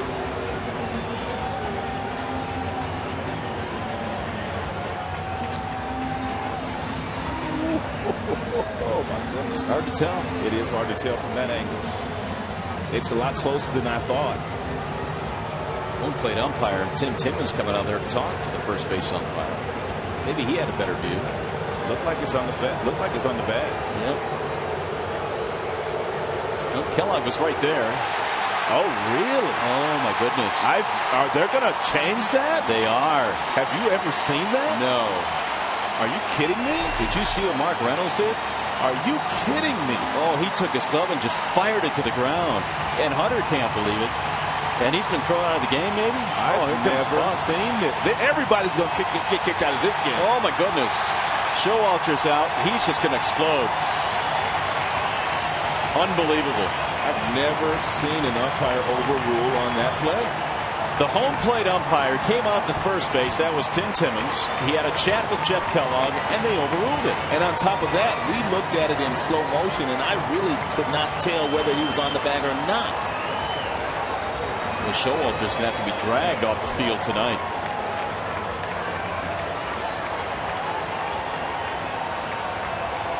I think Reynolds has been thrown out of the game as well. He's leaving. He just fired his glove to the ground, but that was the least of what he did. Where was this call a couple of years ago when no kidding. When Galarraga was on the mound? He's on the bag. Yeah, he's out. He is on the bag. And Jeff Kellogg made the right call. And he was the closest umpire to the play. Well, maybe Reynolds hasn't been tossed. He's coming back out. Looked like he was leaving. Showalter now is probably wanting to know how the closest umpire to the play is going to have his call overturned. Especially when it appeared that he was right. Now there goes Reynolds again. Now he's leaving again.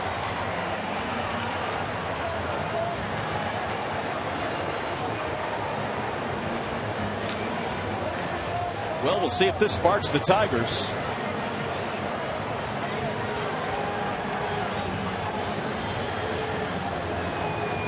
I didn't see, and I don't know if you did, Rod, did you see Kellogg, the first base umpire, ask Timmons to come out and talk about it? I don't know, but apparently, you know, the urgency of Jim Leland getting up and getting out there to at least ask a couple of questions caused them to talk about it. But I've never ever seen a call overturned like this. Buck's finally going to leave. I would not be surprised if this game would not be under protest. And it appears they'll need a new first baseman. So we'll wait to see on that.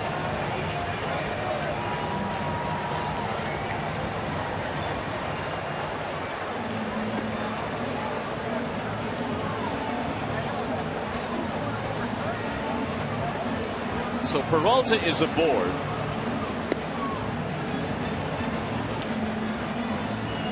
Showalter has been thrown out of the game, but he hadn't left the dugout yet.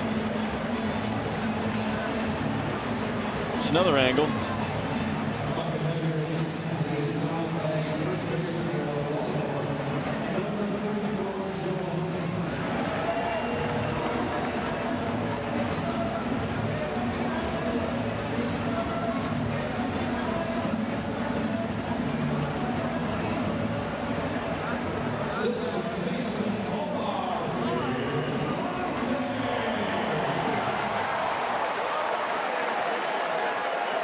Well, the Tigers have the leadoff man on. That's the upshoot of all that.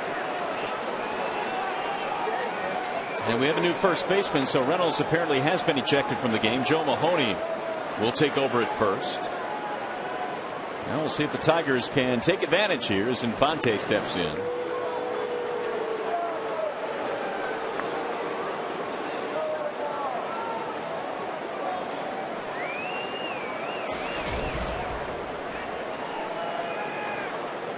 And by the way, the ruling on that play was an E5, allowing Peralta to reach.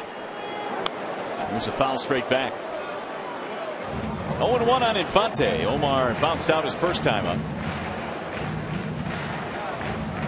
So Hunter, who got extremely upset himself at the reverse flow of that call, trying to reel it in now and refocus. Orioles have committed 2 errors in this game. Tigers have 1. Here's the 0-1. Popped him up. Shallow center field. Jones coming in. And Adam will get there for the out. John Russell is the acting manager now that Buck Showalter has been run from this game. Russell does have some managerial experience with the Pittsburgh Pirates.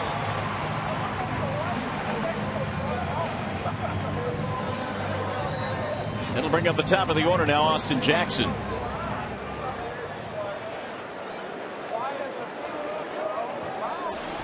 Jackson is 0 for 2. Strikeout, ground out.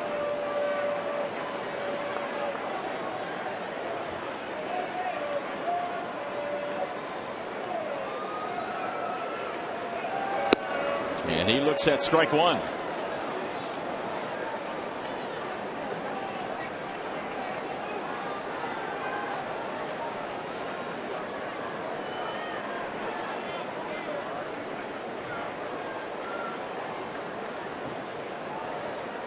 Here's the 0-1 pitch for the second baseman. They will throw to second and get the out there. Quintanilla with a tough play, spinning and throwing out Peralta at second.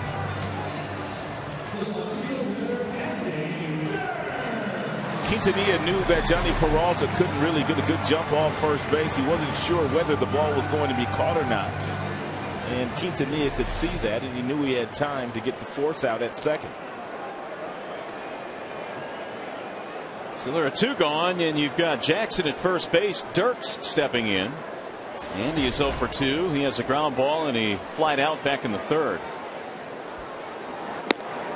Ball 1 high.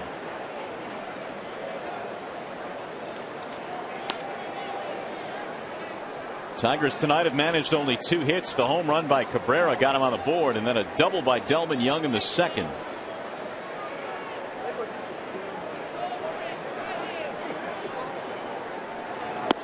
Dirks takes high and outside. 2 balls, no strikes on Andy. Hunter, a teammate of Alex Avila's in college at Alabama. He was actually a starter and a closer in Alabama.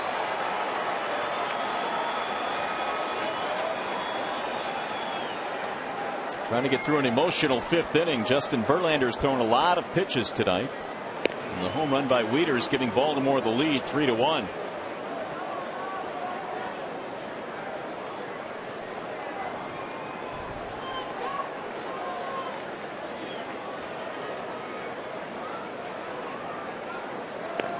Jackson draws another throw. Austin this year with 10 steals.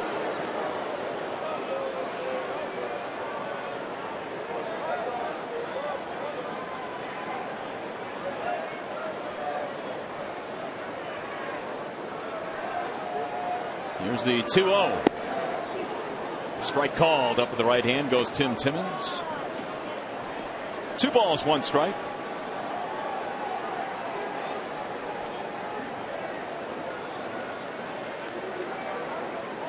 Dirks is coming off the disabled list. 366 in the 12 games. Runner goes and a swing and a miss thrown out to second. The tag got him.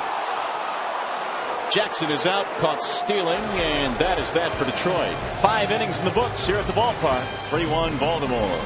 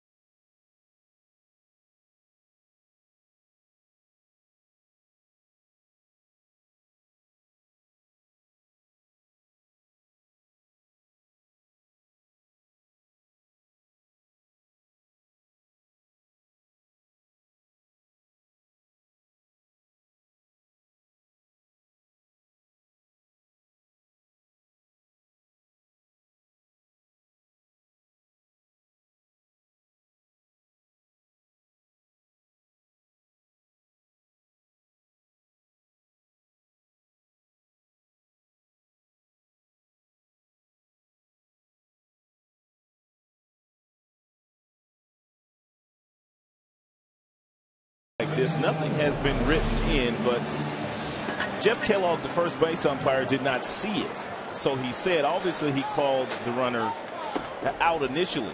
But if you don't see it, and the initiative that Bud Selig would like all of his umpires to do is make sure you get it right. And they thought they got it right, but they didn't get it right. They had it right the first time. They did. And then they messed it up. But in the end, it didn't make a difference. So we'll go to the 6th, and Verlander back out there. It's still 3-1 in favor of the Orioles. It does make a difference in terms of losing their first baseman. Reynolds thrown out of the game. Buck Showalter thrown out of the game. Have you seen a play like that before? No, I've not seen anything like that. I mean, obviously there are appeals on the home runs, and you go back and look at replays on that, but I've never seen an umpire come out. Ouch. As Avila gets nailed there and actually reverse the call.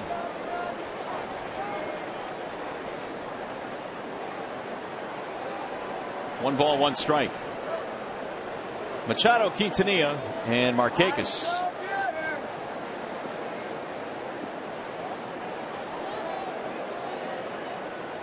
Tim Timmons giving Avila a few extra minutes.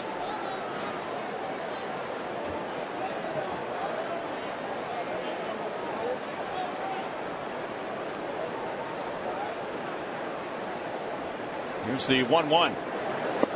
The bender that's in for a strike. 1-2 on Manny Machado, who singled against Verlander back in the 4th. He's 1 for 2. Only 20 years of age. In fact, in Kansas City this year at the All-Star game, they played the Futures game, and Machado played in that contest.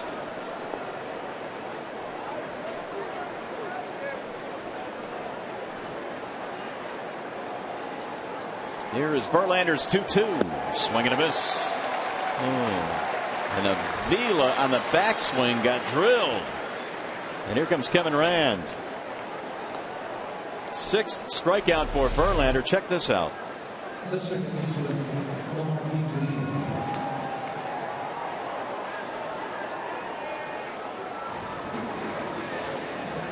Alex just can't avoid contact. Not when he's behind that plate.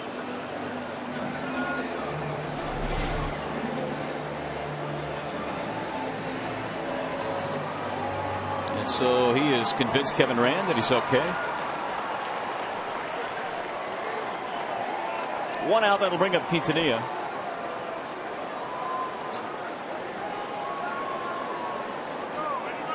Walking to bounce out.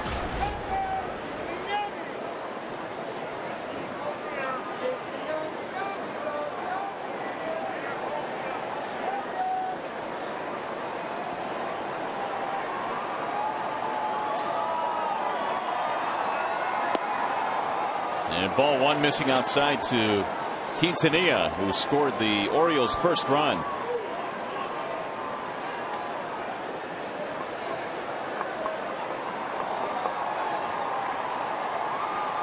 Here's the 1-0. Outside, 2 balls, no strikes. There is activity in the Detroit bullpen. 112 pitches for Verlander. Downs and Pekonen warming up. Here's the 2-0. High fly ball, left field toward the line. Dirks camping under it. 2 gone.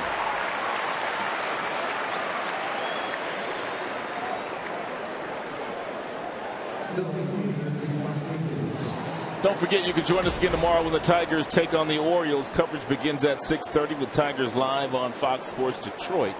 That's Tigers baseball tomorrow right here at 6:30.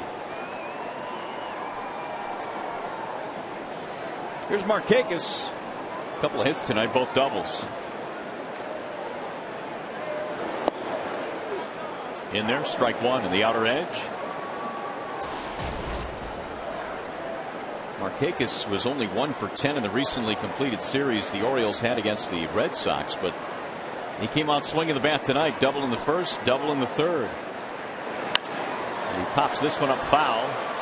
Cabrera on a real estate, missed it by about 3 or 4 rows. Back into the seats it goes.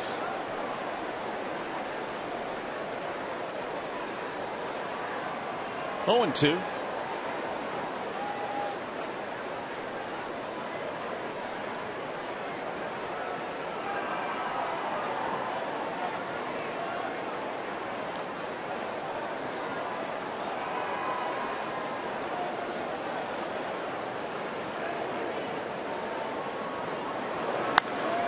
Pulled in the air to right. Bosch coming over. And Verlander has himself a 1-2-3 sixth inning. Here come the Tigers in the bottom half.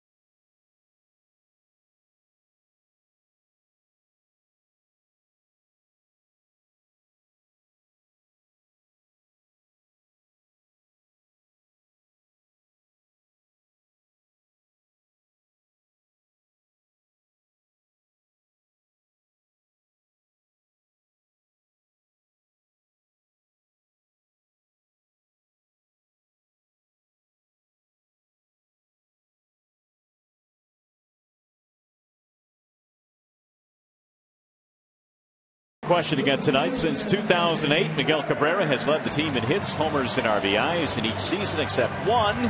Who's the only other player to lead the team in one of these categories? That would be Austin Jackson, who led the team in hits in 2010. He had 181, and Cabrera had 180. So barely missing out on that. And Cabrera will be batting in this inning. He's batting second in the inning. Dirks will lead it off. And he was at the plate when Jackson was thrown out trying to steal back in the fifth. Outstanding throw by their catcher, Matt Weiters, on that attempted steal by Jackson. Fouled away. 3 runs, 6 hits for the Orioles. 1 run, 2 hits for the Detroit Tigers. 0 for 2 for Dirks.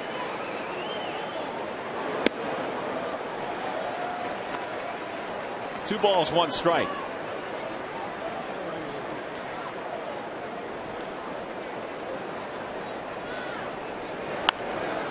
Make it 2-2 now on Andy.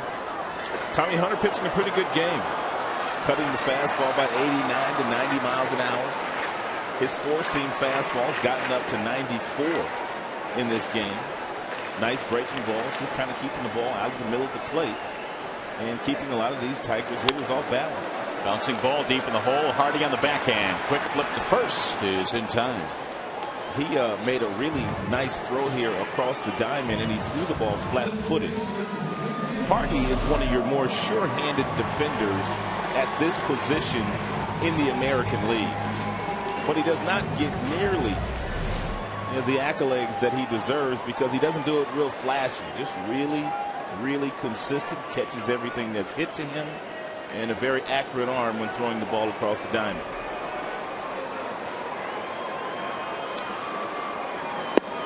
Cabrera looks at a strike, 0-1. Miguel tonight with a home run. That was back in the first, and that has accounted for the only run the Tigers have tonight. Hunter has put up zeros since. And Hunter has had some success in the big leagues. In fact, he had a really good year in 2010 with Texas when he was 13-4 for the Rangers. ERA 3.73. Bouncing ball hit the other way. He beat the ship. So it's a 1-out single as Prince Fielder stands in. Let's join Shannon Hogan. Well, I know the fans in Detroit have been waiting for this. So if you don't have tickets for Tuesday's game, you're definitely going to want to get them. It's Prince Fielder bobblehead night. And that means the first 10,000 fans coming to the game on Tuesday are going to get one of these. Prince apparently was very instrumental in the building and designing of this bobblehead. I have to say myself, you guys, I think it's a very slender Prince Fielder. However, they got the hands right. The bat just fell out. That's all right. But the hair is good, and so the bobbleheads are always fun. I know a lot of people. Hey, guess what? Guess what, Shannon? I'm good luck. It's gone way out of here. Nothing slender about that. Oh my gosh, that hit the wall out there in right center. That is one of the biggest home runs we've seen in this yard. Apparently, Prince was excited about the bobblehead tonight too. He and Mickey getting ready to do their dance. Holy cats! They might bear hug this time. Look where this thing lands. Little cut fastball that Tommy Hunter didn't get where he really wanted to get to it. And look at Prince lift and separate and just drop the bat. Wow. That's all I got for you on that one. A monstrous home run. 3-3 game.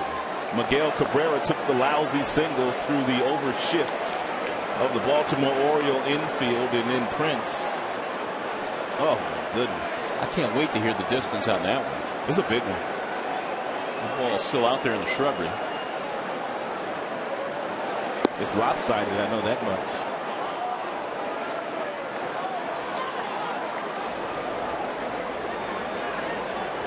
Hey, guess what, guys? I have an Alex Avila bobblehead too. Just kidding. I don't. That was pretty cool, though. I'm not going to lie. That was fun to watch it from here. Well, we're going to give you all the credit for that one, yeah, Shannon. I mean, I am good luck. All right, I'll check in with you guys a little bit. But Tuesday, Prince Fielder bobbleheads. You got it, Hopefully Shannon. we'll see another home run like that. Thank you. And here is Shannon's reaction. Yeah, I knew it. Here's the 1-2. Avila looks at one outside. 2 balls, 2 strikes. We have seen some really long home runs to dead center field. That one went to right center. It's 420 to the wall out there in straightaway center field.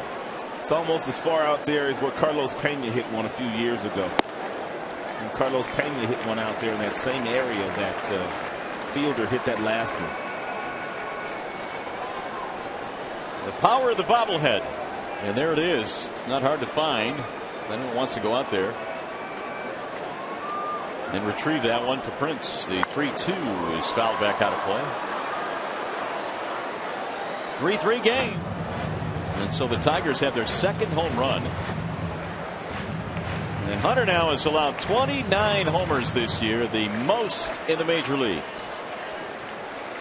There's action in their bullpen. J.C. Romero. Again, the 3-2. That's in the air toward left. McLeod. 2 gone.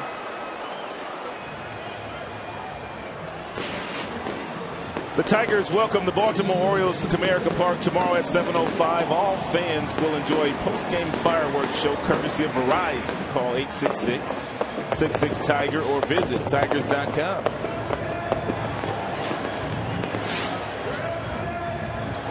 Fielder's 2-run homer ties the game at 3.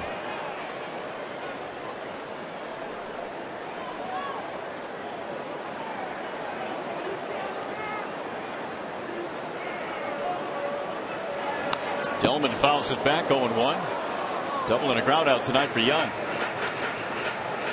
Tigers have only 4 hits, but they've tied the game up because 2 of their hits are long balls. Here's the 0-1. Octavio Dotel Perhaps getting ready for the 7th.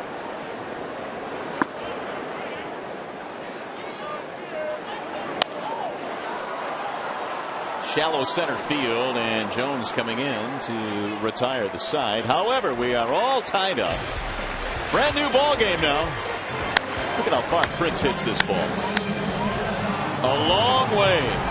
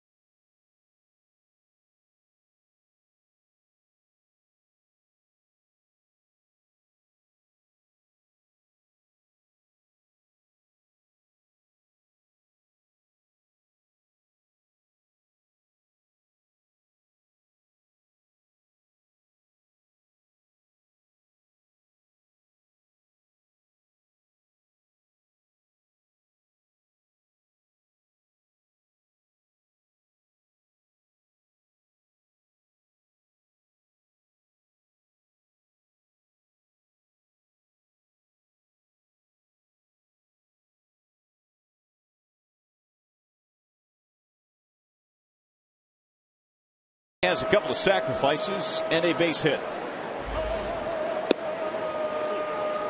And there's strike one.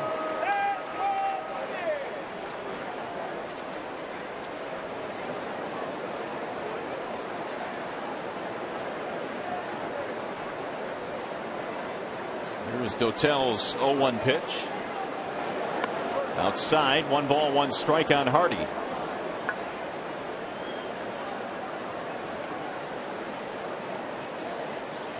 Tigers led 1-0, fell behind 3-1, and then Fielder ties it up with the long home run in the 6th.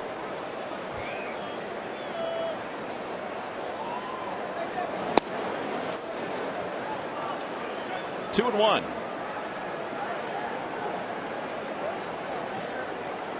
Lefty Phil Koch shooting up now in the Detroit bullpen.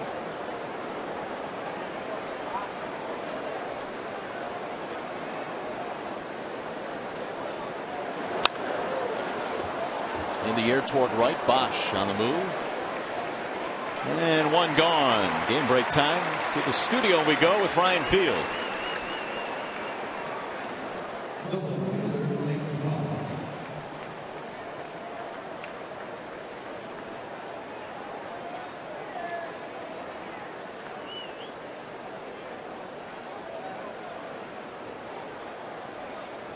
All right, Ryan, thank you. That is not good news. The Chicago White Sox lead by 2.5 over the Tigers.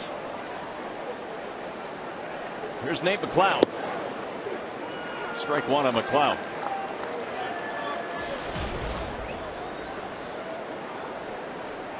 Had a base on balls and stole a base back in the third. Otherwise 0 for 2.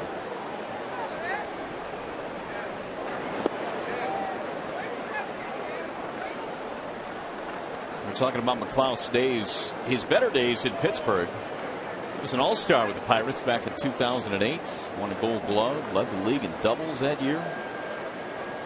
Not been able to get back to that level. Outside, 2 balls, 1 strike.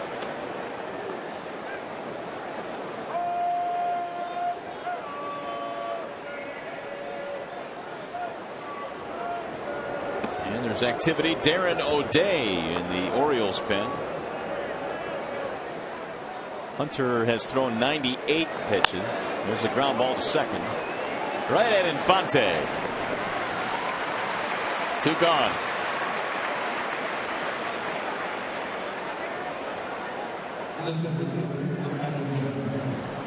That'll bring up Adam Jones.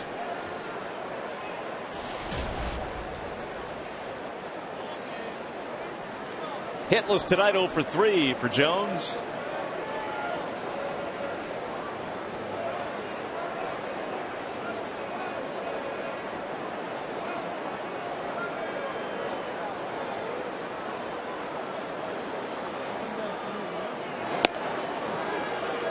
Tell brings one in there for a strike. Jones at the top of just about every list for the Orioles offensively this year, with the exception of on base percentage. Looks like our Miguel Cabrera, with the exception of stolen bases. 0-2 on Adam Jones. Adam Jones, if you don't know by now, went to elementary school and also high school with our very own Quentin Berry in San Diego. They're best friends. The 0-2 pitch lifted back out of play. San Diego has been a very fertile ground for major league talent, professional talent actually, but especially in the big leagues. Here's some of the guys that have gotten to the major leagues. Cole Hamels, Adrian Gonzalez, Strasburg from San Diego.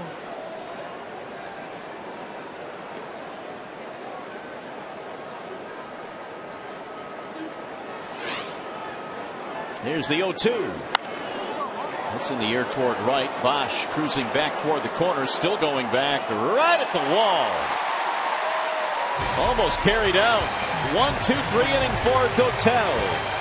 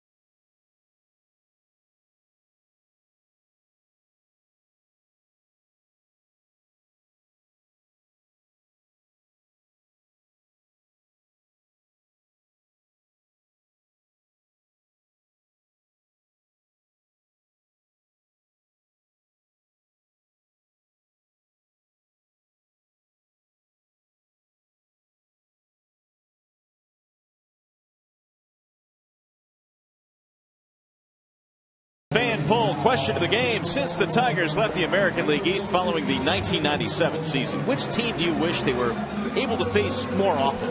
Is it A, the Orioles? Is it B, the Red Sox? Is it C, the Yankees? Or is it D, the Blue Jays? To enter your vote, text A's followed by space, then the letter answer to 37338. What's your choice, Mr. Allen? Blue Jays. Blue Jays. They used to have a nice little rivalry going. Yes, they did. That's a good call, actually. It's real close. You just want to go to Toronto. I like going to Toronto, especially when we play day games. Real nice spot to go out and have a real nice meal. Sellout crowd again here tonight at the ballpark. 41,620 enjoying what has been a good one. But Montreal really was the place to go when they were in the National League. Did you ever make a trip up there in interleague play? No, never made it there. That was the place to go. Darren O'Day is the new pitcher now for the Orioles. Well, they got a lights-out bullpen from here on out. O'Day is the first one of those to come out of the bullpen. He's 1-6. He has not lost this year. An ERA under 2.5 and over 1 strikeout per inning so far for O'Day this year. Here's Bosch. Slow breaking ball in for a strike.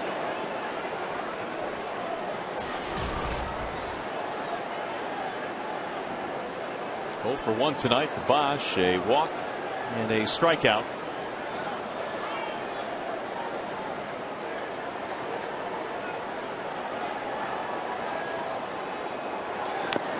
Fouled straight back.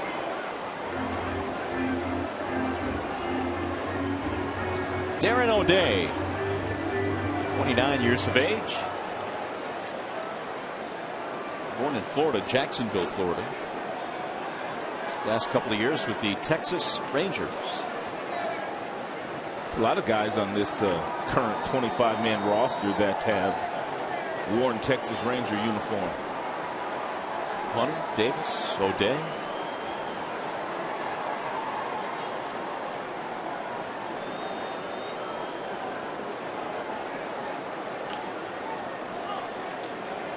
Oh, 2 on Bosch. Peralta, then Infante to follow. 7, 8, 9 here in the 7th.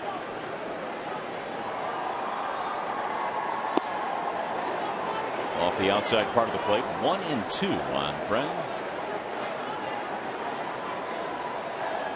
Hunter goes 6, allows 2 homers in the game. The solo shot to Cabrera, the 2-run homer to Prince Fielder.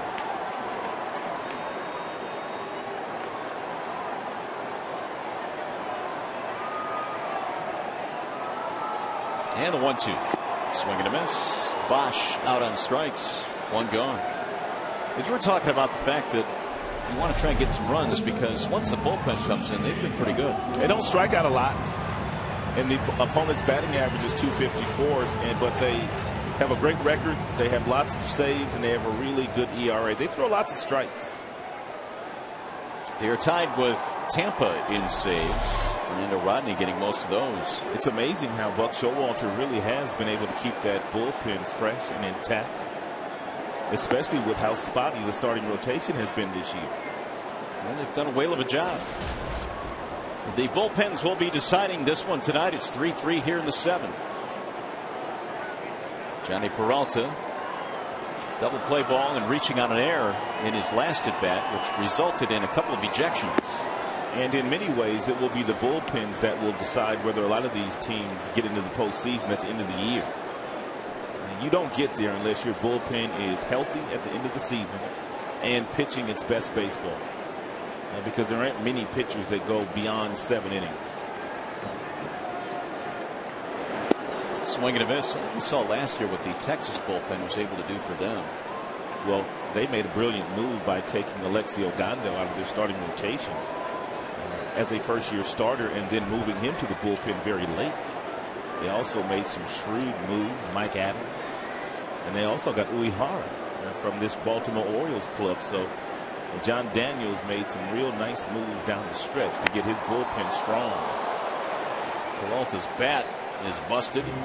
Tigers bullpen was lights out at the end of the year as well last year with Benoit doing what he had done, and also Papa Grande and Coke was pitching much better.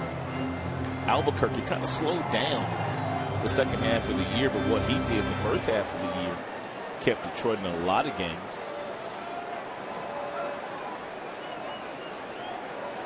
2 balls, 2 strikes. Any word on Brian Villarreal today? Yes, talked to the skipper about him, and he's good to go tonight if needed. And that one almost hit him. And that's good news because Villarreal had missed a couple of games. Of course, had the day off yesterday, and the skipper said he's good. So that's 4 straight days off for Villarreal after the elbow soreness in Texas. Here's Benoit warming up. Benoit was good a couple of days ago, 1-2-3 inning. Yanked that one foul. Benoit, we were talking about all the Baltimore Orioles with Texas ties in the ballpark tonight. Benoit would be another one of those guys. Came up with the Texas Rangers. Under the watchful eye of Mike Rojas, the bullpen coach. Those guys don't nearly get the credit they deserve. It's fouled straight back. Mike's a quality guy, quality coach. He's been in the organization. It's his job to make sure that the relievers are ready, follow the plan. The son of Cookie Rojas. Real good baseball man as well.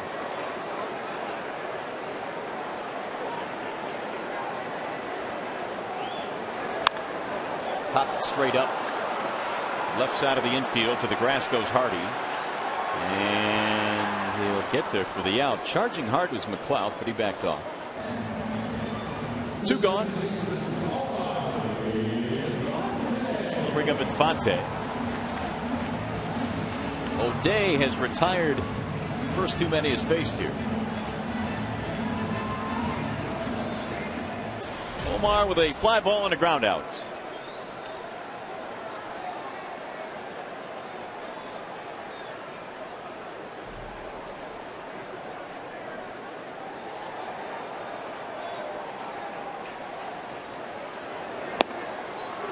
Breaking ball in for a strike on the outer edge.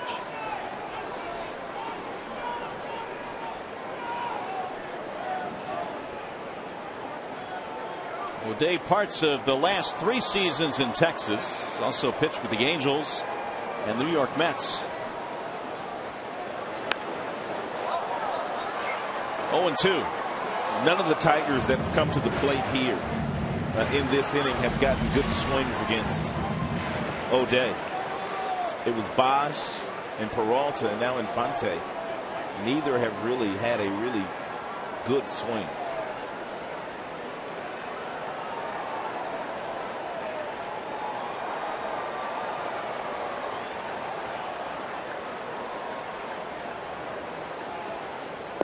O'Day in his college days was the closer for Florida's 2005 College World Series team, but he went undrafted. The Angels signed him as an undrafted free agent back in 06. And he's gotten to the major leagues. Swing and a miss. Infante swings right through it, and a 1-2-3 inning for Darren O'Day, and we are on our way to the 8th.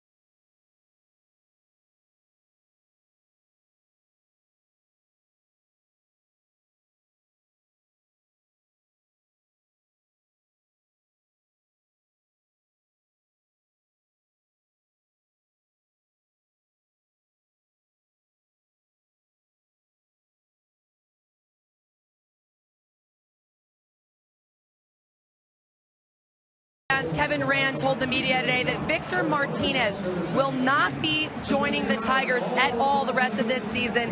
They said the progression of him trying to heal that ACL injury has gone according to plan, but really it just hit a little bit of a standstill, and they're actually going to slow him down and stop pretty much all of the pushing in the rehab. Now he will not run until November. Don't be too distraught. It was going to be a long stretch for him to be even joining the Tigers at any point this season, even for the postseason. They do think, of course, that he will be good to go for 2013. Of course, the Tigers have him next year. So that is some good news at the DH. Victor, of course, was a little bit disappointed, but understood that it was a good decision, and the Tigers not wanting to push his health too much because, of course, they do have him for next year. Guys. All right, Shannon, thanks. Yeah, I thought it was a little bit overly optimistic to think that he would be able to come back at some point this year, but the head athletic trainer, Kevin Rand, telling us today not going to be the case. They still have enough, though. No doubt. With the players that they have here on this current roster, and I think Shannon made a great point there. Not only do they have Victor under control for this season, but the next couple of years, and you want a healthy Victor Martinez in 13 and 14. Tigers with some changes now. Barry comes into play left. Dirks will shift over to right. Bosch out of the game, and Quentin Betts in Bosch's old spot, which is the 7th hole in the lineup. And Joaquin Benoit will go to work now. Matt Weiters will lead things off.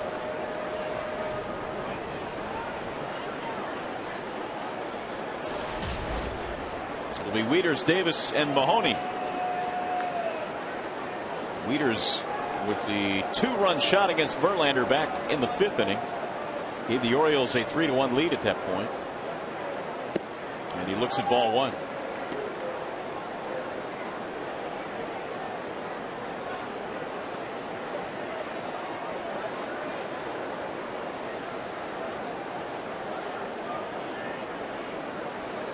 Getting the official distance on Prince's home run. We'll get it to you in a second here. It was far. There's a strike called. Should we just leave it as far? No, tell him. Tell him. 462. 462 on the home run. They actually went out there between half innings and plucked the baseball off the shrubbery out there in right center. He's just sitting on the bushes. The 1-1 is high. 2 balls, 1 strike. 3 runs, 6 hits for the Orioles. 3 runs, 4 hits for Detroit. We're in the 8th inning of game 1 in this 3-game series. An important series for both teams. Tigers 2.5 out in the Central, and the Orioles top the wild card and trailing the Yankees coming in by 6.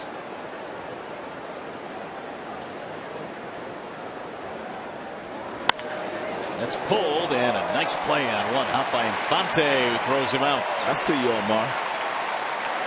Making it look easy. Picking and grinning. Watched it into the glove very nicely on the short hop, and he had plenty of time to just flip it over to the Prince. We'll bring up Davis.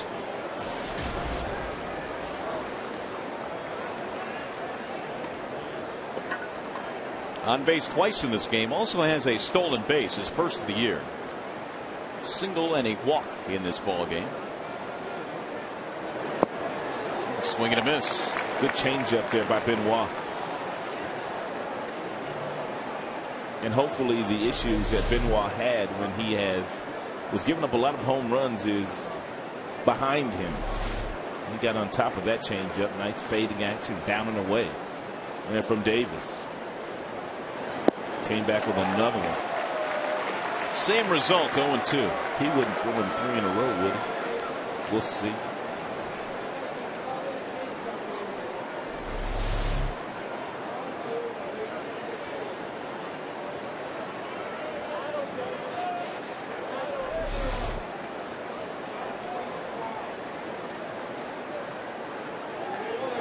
He did.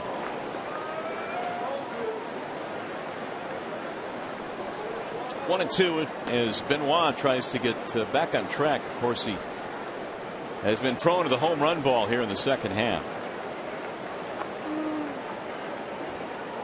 But a step in the right direction in Minneapolis. He'll be critical down the stretch as the Tigers' 8th inning guy. He was so good in the first half.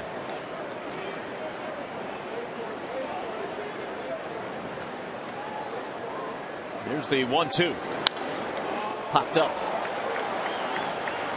Shallow left field, and Peralta makes the play. 2 gone.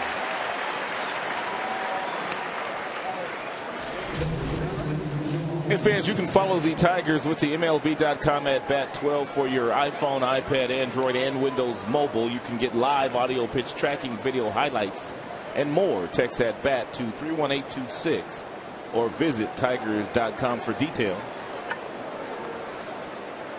And with 2 outs, here is Joe Mahoney getting his first at bat. He took over for the starter, Mark Reynolds, who was ejected earlier in the game, along with Buck Showalter. That's off the end of the bat foul. And they disputed play at first base. They initially called Peralta out, then they changed it, and then the 2 ejections followed. In Norfolk, .263 average with 9 homers.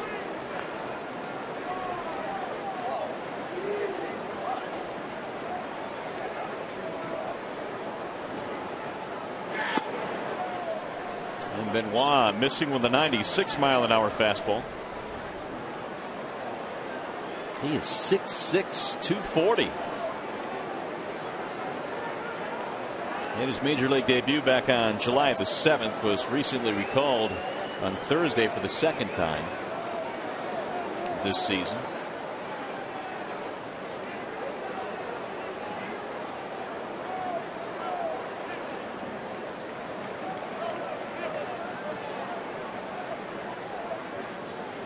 Orioles minor league player of the year last year. And he shoots 1 foul back out of play. 1-2 on Joe Mahoney.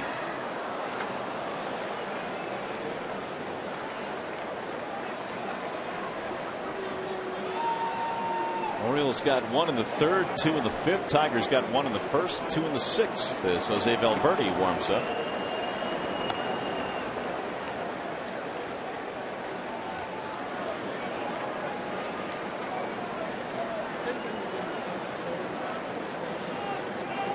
And the 1-2. Pulled towards second, caught by Infante. And the inning is over. Merry-go-round. Working tonight. Sellout crowd enjoying that. It's 3-3 in the middle of the 8th.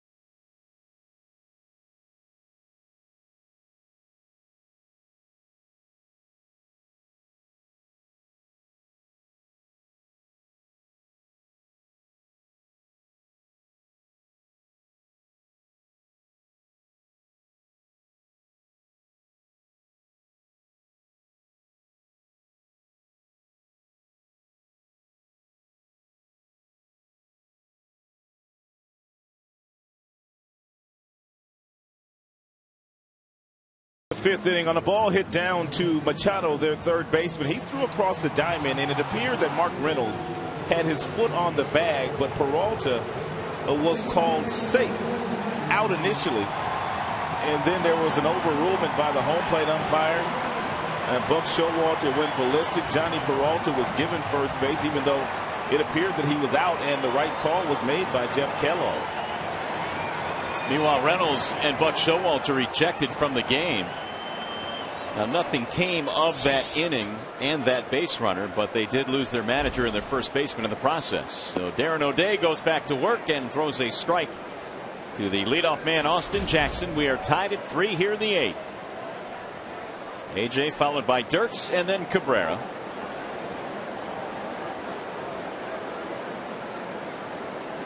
Here's the 0-1. Swing and a miss. 1, 2, 3, 7th inning for O'Day. Got a couple of strikeouts. Now he's back to work here in the 8th.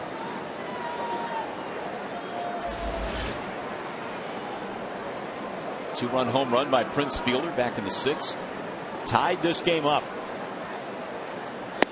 So each of the big boys with a home run tonight. Cabrera solo shot in the 1st. Fielder a 2-run shot in the 6th.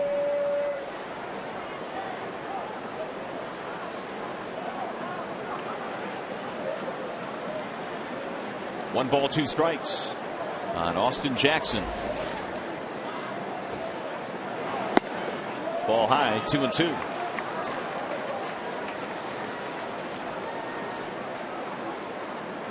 First of 3 between these two clubs. They'll put together all weekend long. Tigers have another off day coming up on Monday. Porcello and Johnson will throw tomorrow. Here's the 2-2. Back out of play it goes. Here's Rick. He'll get his shot at the Orioles tomorrow.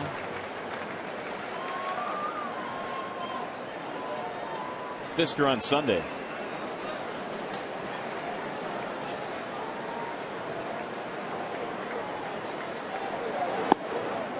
Three balls, 2 strikes on Jackson. Tigers trying to get the leadoff man on here. O'Day came in relief of Tommy Hunter, who went 6 innings tonight. Both starters went 6. Verlander for the Tigers.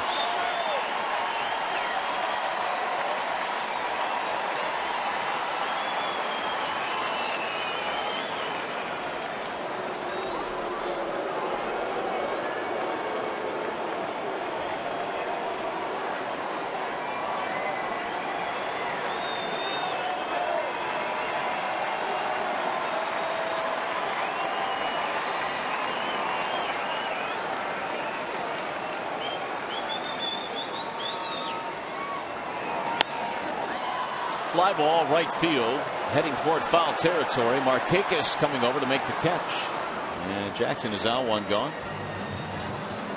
How about our Mazda scouting reports here this evening? Since the 4th of July, the Tigers offense at home, these numbers were coming into the game tonight, has been awfully good. That's why you can't count them out, even though they had fallen behind in this ball game against Baltimore. 16-3 in the 19 games since the 4th of July here at home. Here's Andy Dirks. Andy's 0 for 3. He's due. Dirks has not had too many offers coming in. 337 average entering play tonight.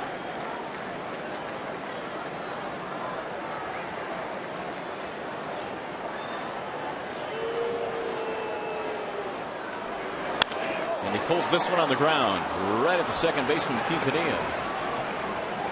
2 gone. Which brings us to our Jimmy John's leaderboard, the RBI leaders in the major leagues, and you got Cabrera now at 104. And the Prince is on that list as well with 86. Just saw Josh Willingham in Minnesota yesterday, a couple days ago. He's got 88.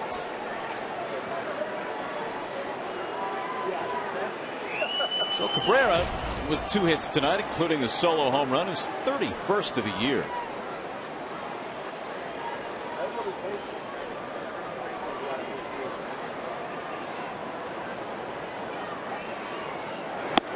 Way inside as O'Day misses.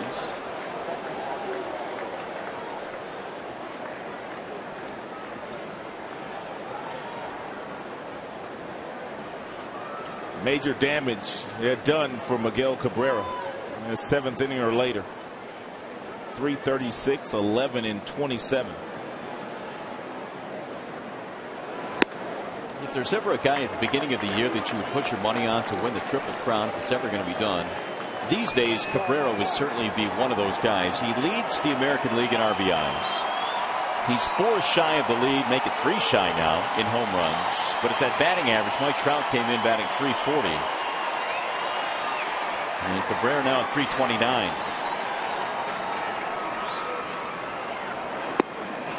That sails low and away. 3-0. O'Day really hasn't come close to the strike zone against Miguel.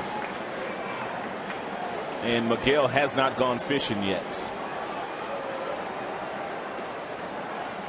Fielder waiting on deck.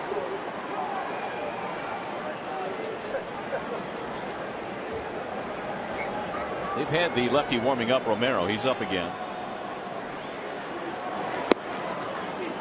In for a strike, 3-1. Little slider there by O'Day, and just in case. Miguel was swinging 3 balls, no strikes, which he very seldom does.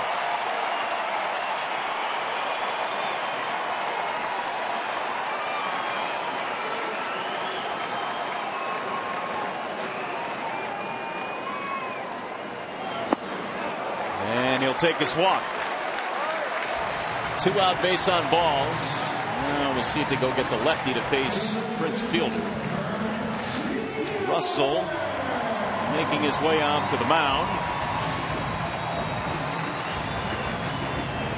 And they want J.C. Romero. So the Prince will have to wait for a new pitcher. And as we get a pitching change here, we will step aside in a 3-3 game of the 8th.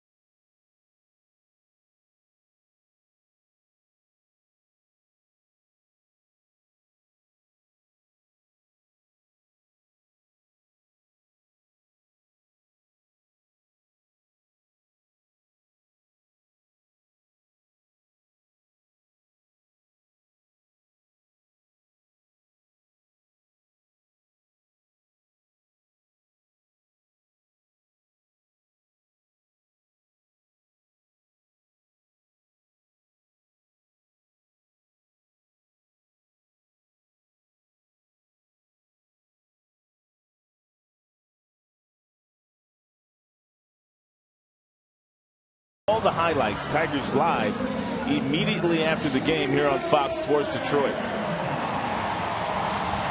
Well, what's going on in KC tonight? They're in the bottom of the 7th inning, and it's a 2-2 game at Royal Stadium, or Kauffman Stadium. And so the Tigers all knotted up here. And we will see the numbers on J.C. Romero in the minor leagues this year. Good numbers in the minor leagues. So the Tigers have Fielder up there with a runner at first base. That's Cabrera.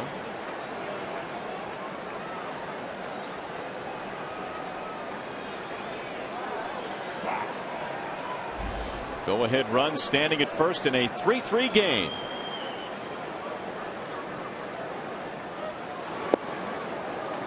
And ball 1 to Prince Fielder.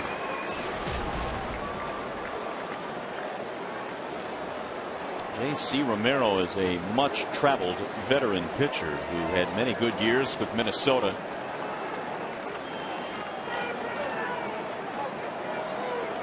Also with the Angels, Boston, Philly, Colorado.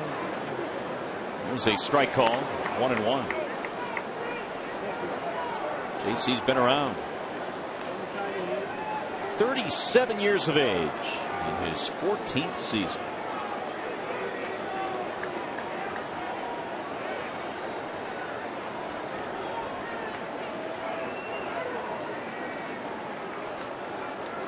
Here's the 1-1.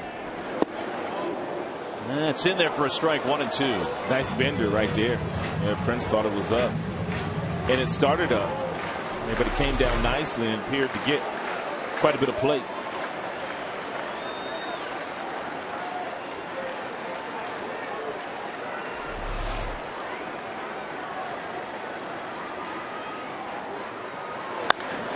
Swinging a high drive, deep right field, way back down the line. Will it stay fair? Yes, it's gone. Another long home run for Prince Fielder, and the Tigers take the lead. That one brought rain. It was hit so high.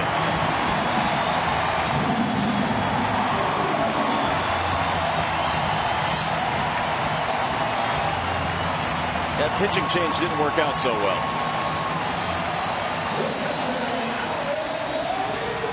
We're going to show you all the pitches that Prince Fielder got from J.C. Romero. He threw the breaking ball to get ahead with 2 strikes, and it didn't look like he tried to stick a fastball by Prince inside. And thank goodness for the wind here today, because this ball was headed foul. But there is so much wind up there tonight, it pushed the ball back into fair territory and allowed it to get over the gate in right field.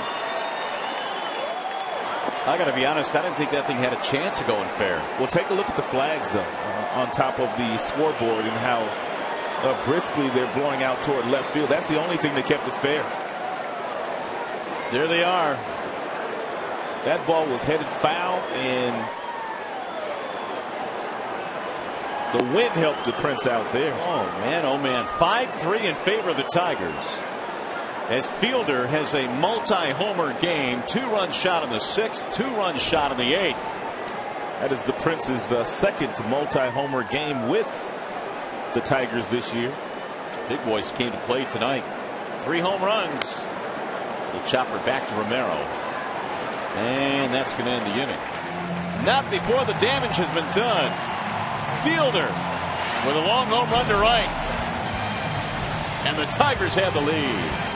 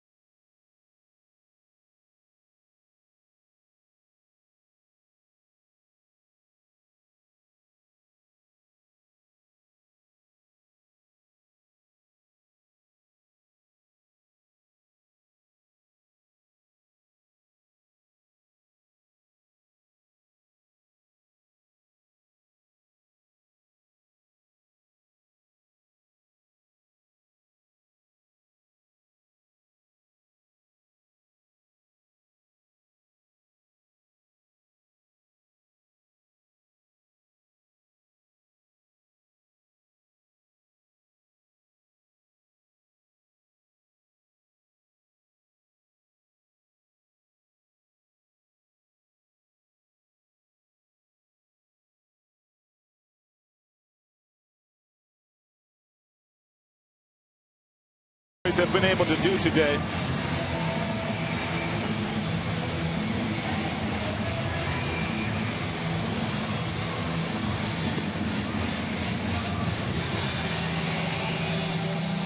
take a look at all the damage that has been done here by Miguel Cabrera and Prince Fielder, and they've done all the damage here. In the first inning, it was Miguel Cabrera with a solo shot off the starter, Tommy Hunter. And then it was the Prince Fielder in the 6th inning, a 2-run shot off Tommy Hunter as well. This one traveled 462 feet. And then with Romero coming in last half inning to go up against Prince, lefty on lefty, Prince found the seats again in right field. He is a strong man. A really strong man. And Q leading the charge. So the big boys doing their work tonight. The home run by Cabrera, 2 of them for the Prince. Here's our Comerica game summary tonight. Cabrera's solo shot is 31st of the year. Weiters has hit a 2-run homer in this game. And Fielder now with 24 career multi-homer games, his 2nd since joining the Tigers. Yeah, we have a new pitcher now. That would be the closer, Jose Valverde.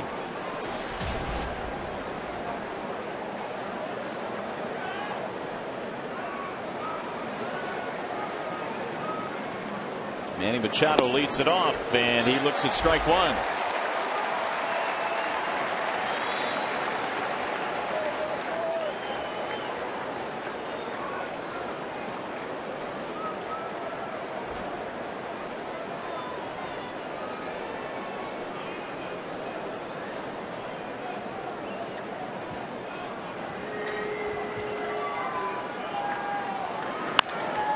That's in the air toward left field.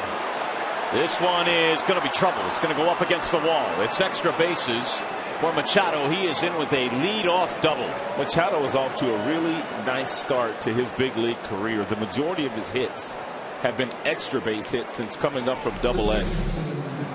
A 92-mile-per-hour two-seam fastball inside that Machado is able to get to and hit right between Barry and Jackson in center.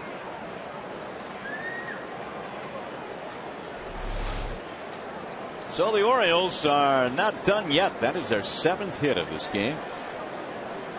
And Valverde has some work to do now.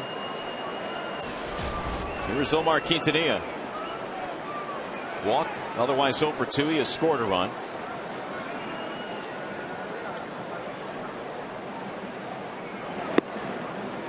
And a ball outside, 1-0.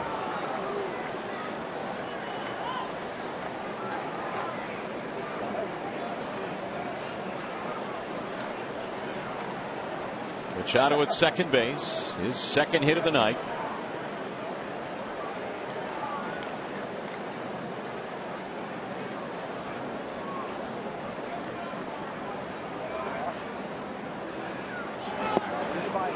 Now the outer edge, a strike. 1-1 on Quintanilla. Tigers have been out hit by 2 in this game, but they lead by 2, 5-3.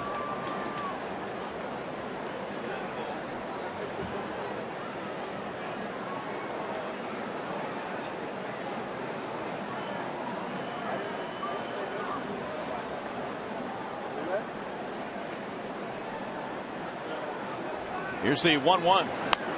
Fouled away. 1 ball, 2 strikes.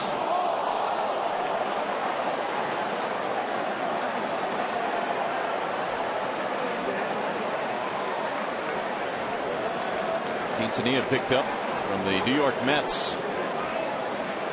July the 20th. Spent 5 years with Colorado.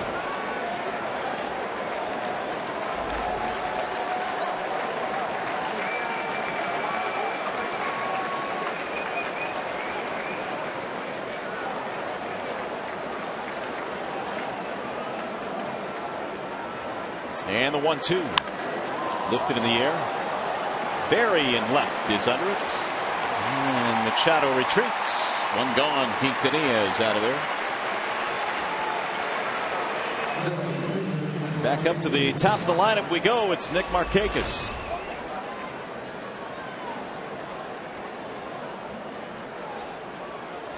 Appears to be a ball loose in center field. They're telling Jackson to go run it down.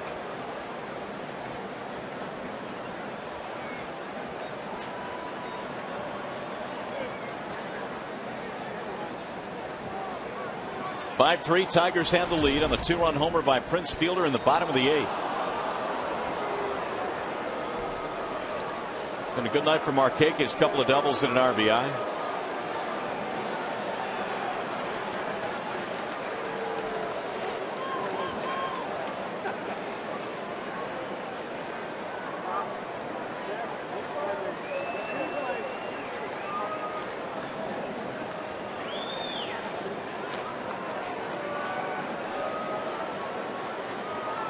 Valverde came into this game 8th in the American League with 22 saves.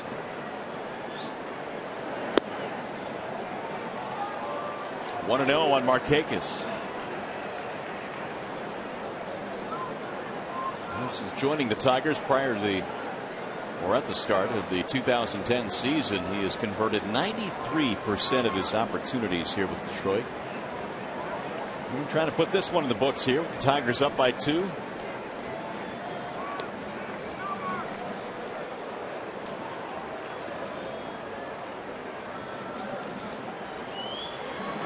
Markakis looks at a ball, make it 2 balls, no strikes.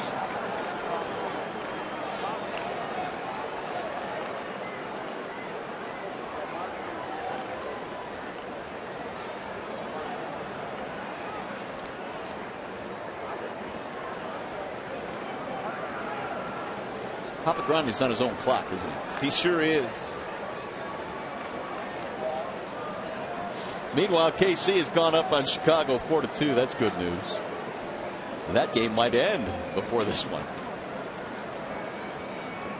2 balls, no strikes.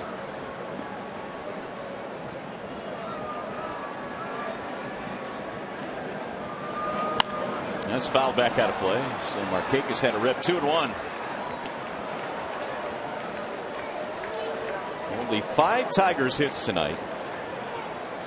But when they've gotten them, they've been important, and they've gone a long, long way. The home runs by Fielder and 1 by Cabrera. And hopefully it's going to be enough tonight. 1 in the 1st, 2 in the 6th, 2 in the 8th. I don't know for sure, but it sure looked like Darren O'Day was pitching around Miguel Cabrera there in the 9th inning. Bottom half of the 8th, I should say, because he pretty much had been around the strike zone against everybody. But he walked Miguel on 5 pitches. And then Romero comes in to face Prince Fielder. And Prince plays long ball. Well, here's the feeling I've gotten this year, and I don't know if you agree or disagree, but I think as managers have attacked the Tigers lineup, they would much rather face Prince than they would Miguel. I would not doubt that at all. And so I think you're right. I mean, that probably was the case tonight. There's the 2-2. And that's yanked foul down the right field line. Because with Miguel, it really doesn't matter whether it's a right-handed pitcher or a left-handed pitcher. And we already put up Miguel's 7th inning or later numbers, which are pretty much as good as they've always been since he's put on the Tigers uniform. And O'Day was so efficient in all the strikes that he threw today.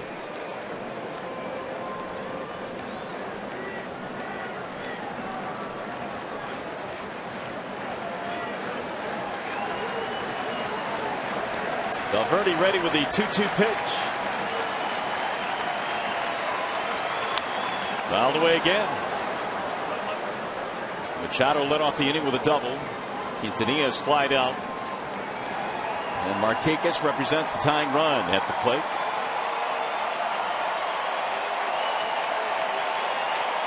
Sellout crowd of more than 41,000 here at the ballpark tonight. Starting to make some noise.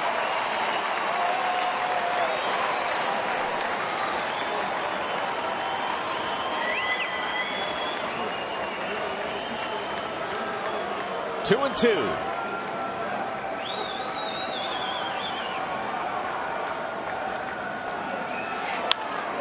Again lifted to left field. This one is hit deep. Mary going back. Warning track to make the catch. In front of the wall. 2 gone.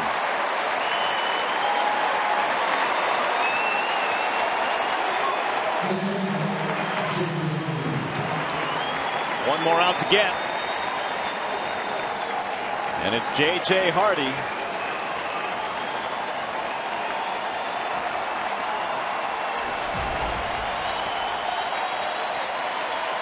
Now the crowd coming to its feet.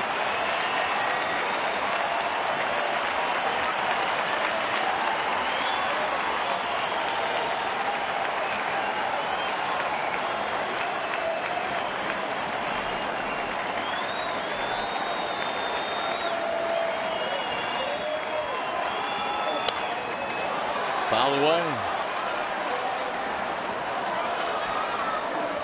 2 out of 10 with 4 punch-outs in his career against Jose.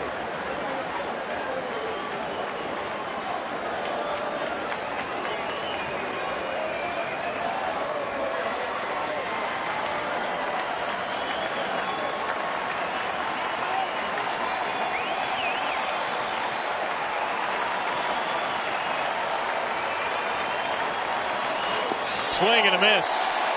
And not a good-looking swing either by Hardy. 0-2.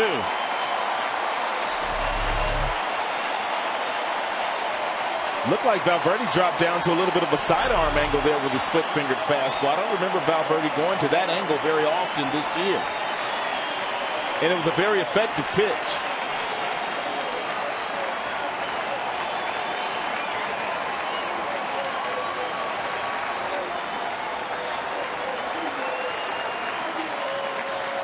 Here's the 0-2.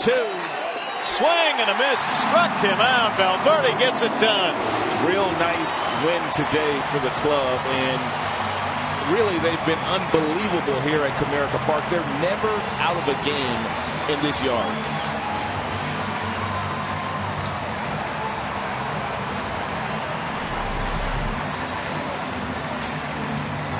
Another tumbler there that Hardy swings right over the top of. Papa Grande does his dance.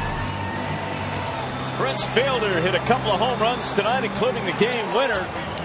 He's fired up. So are the Tigers. As they win it here tonight, game 1 of the series. Final score 5-3. Back with a whole lot more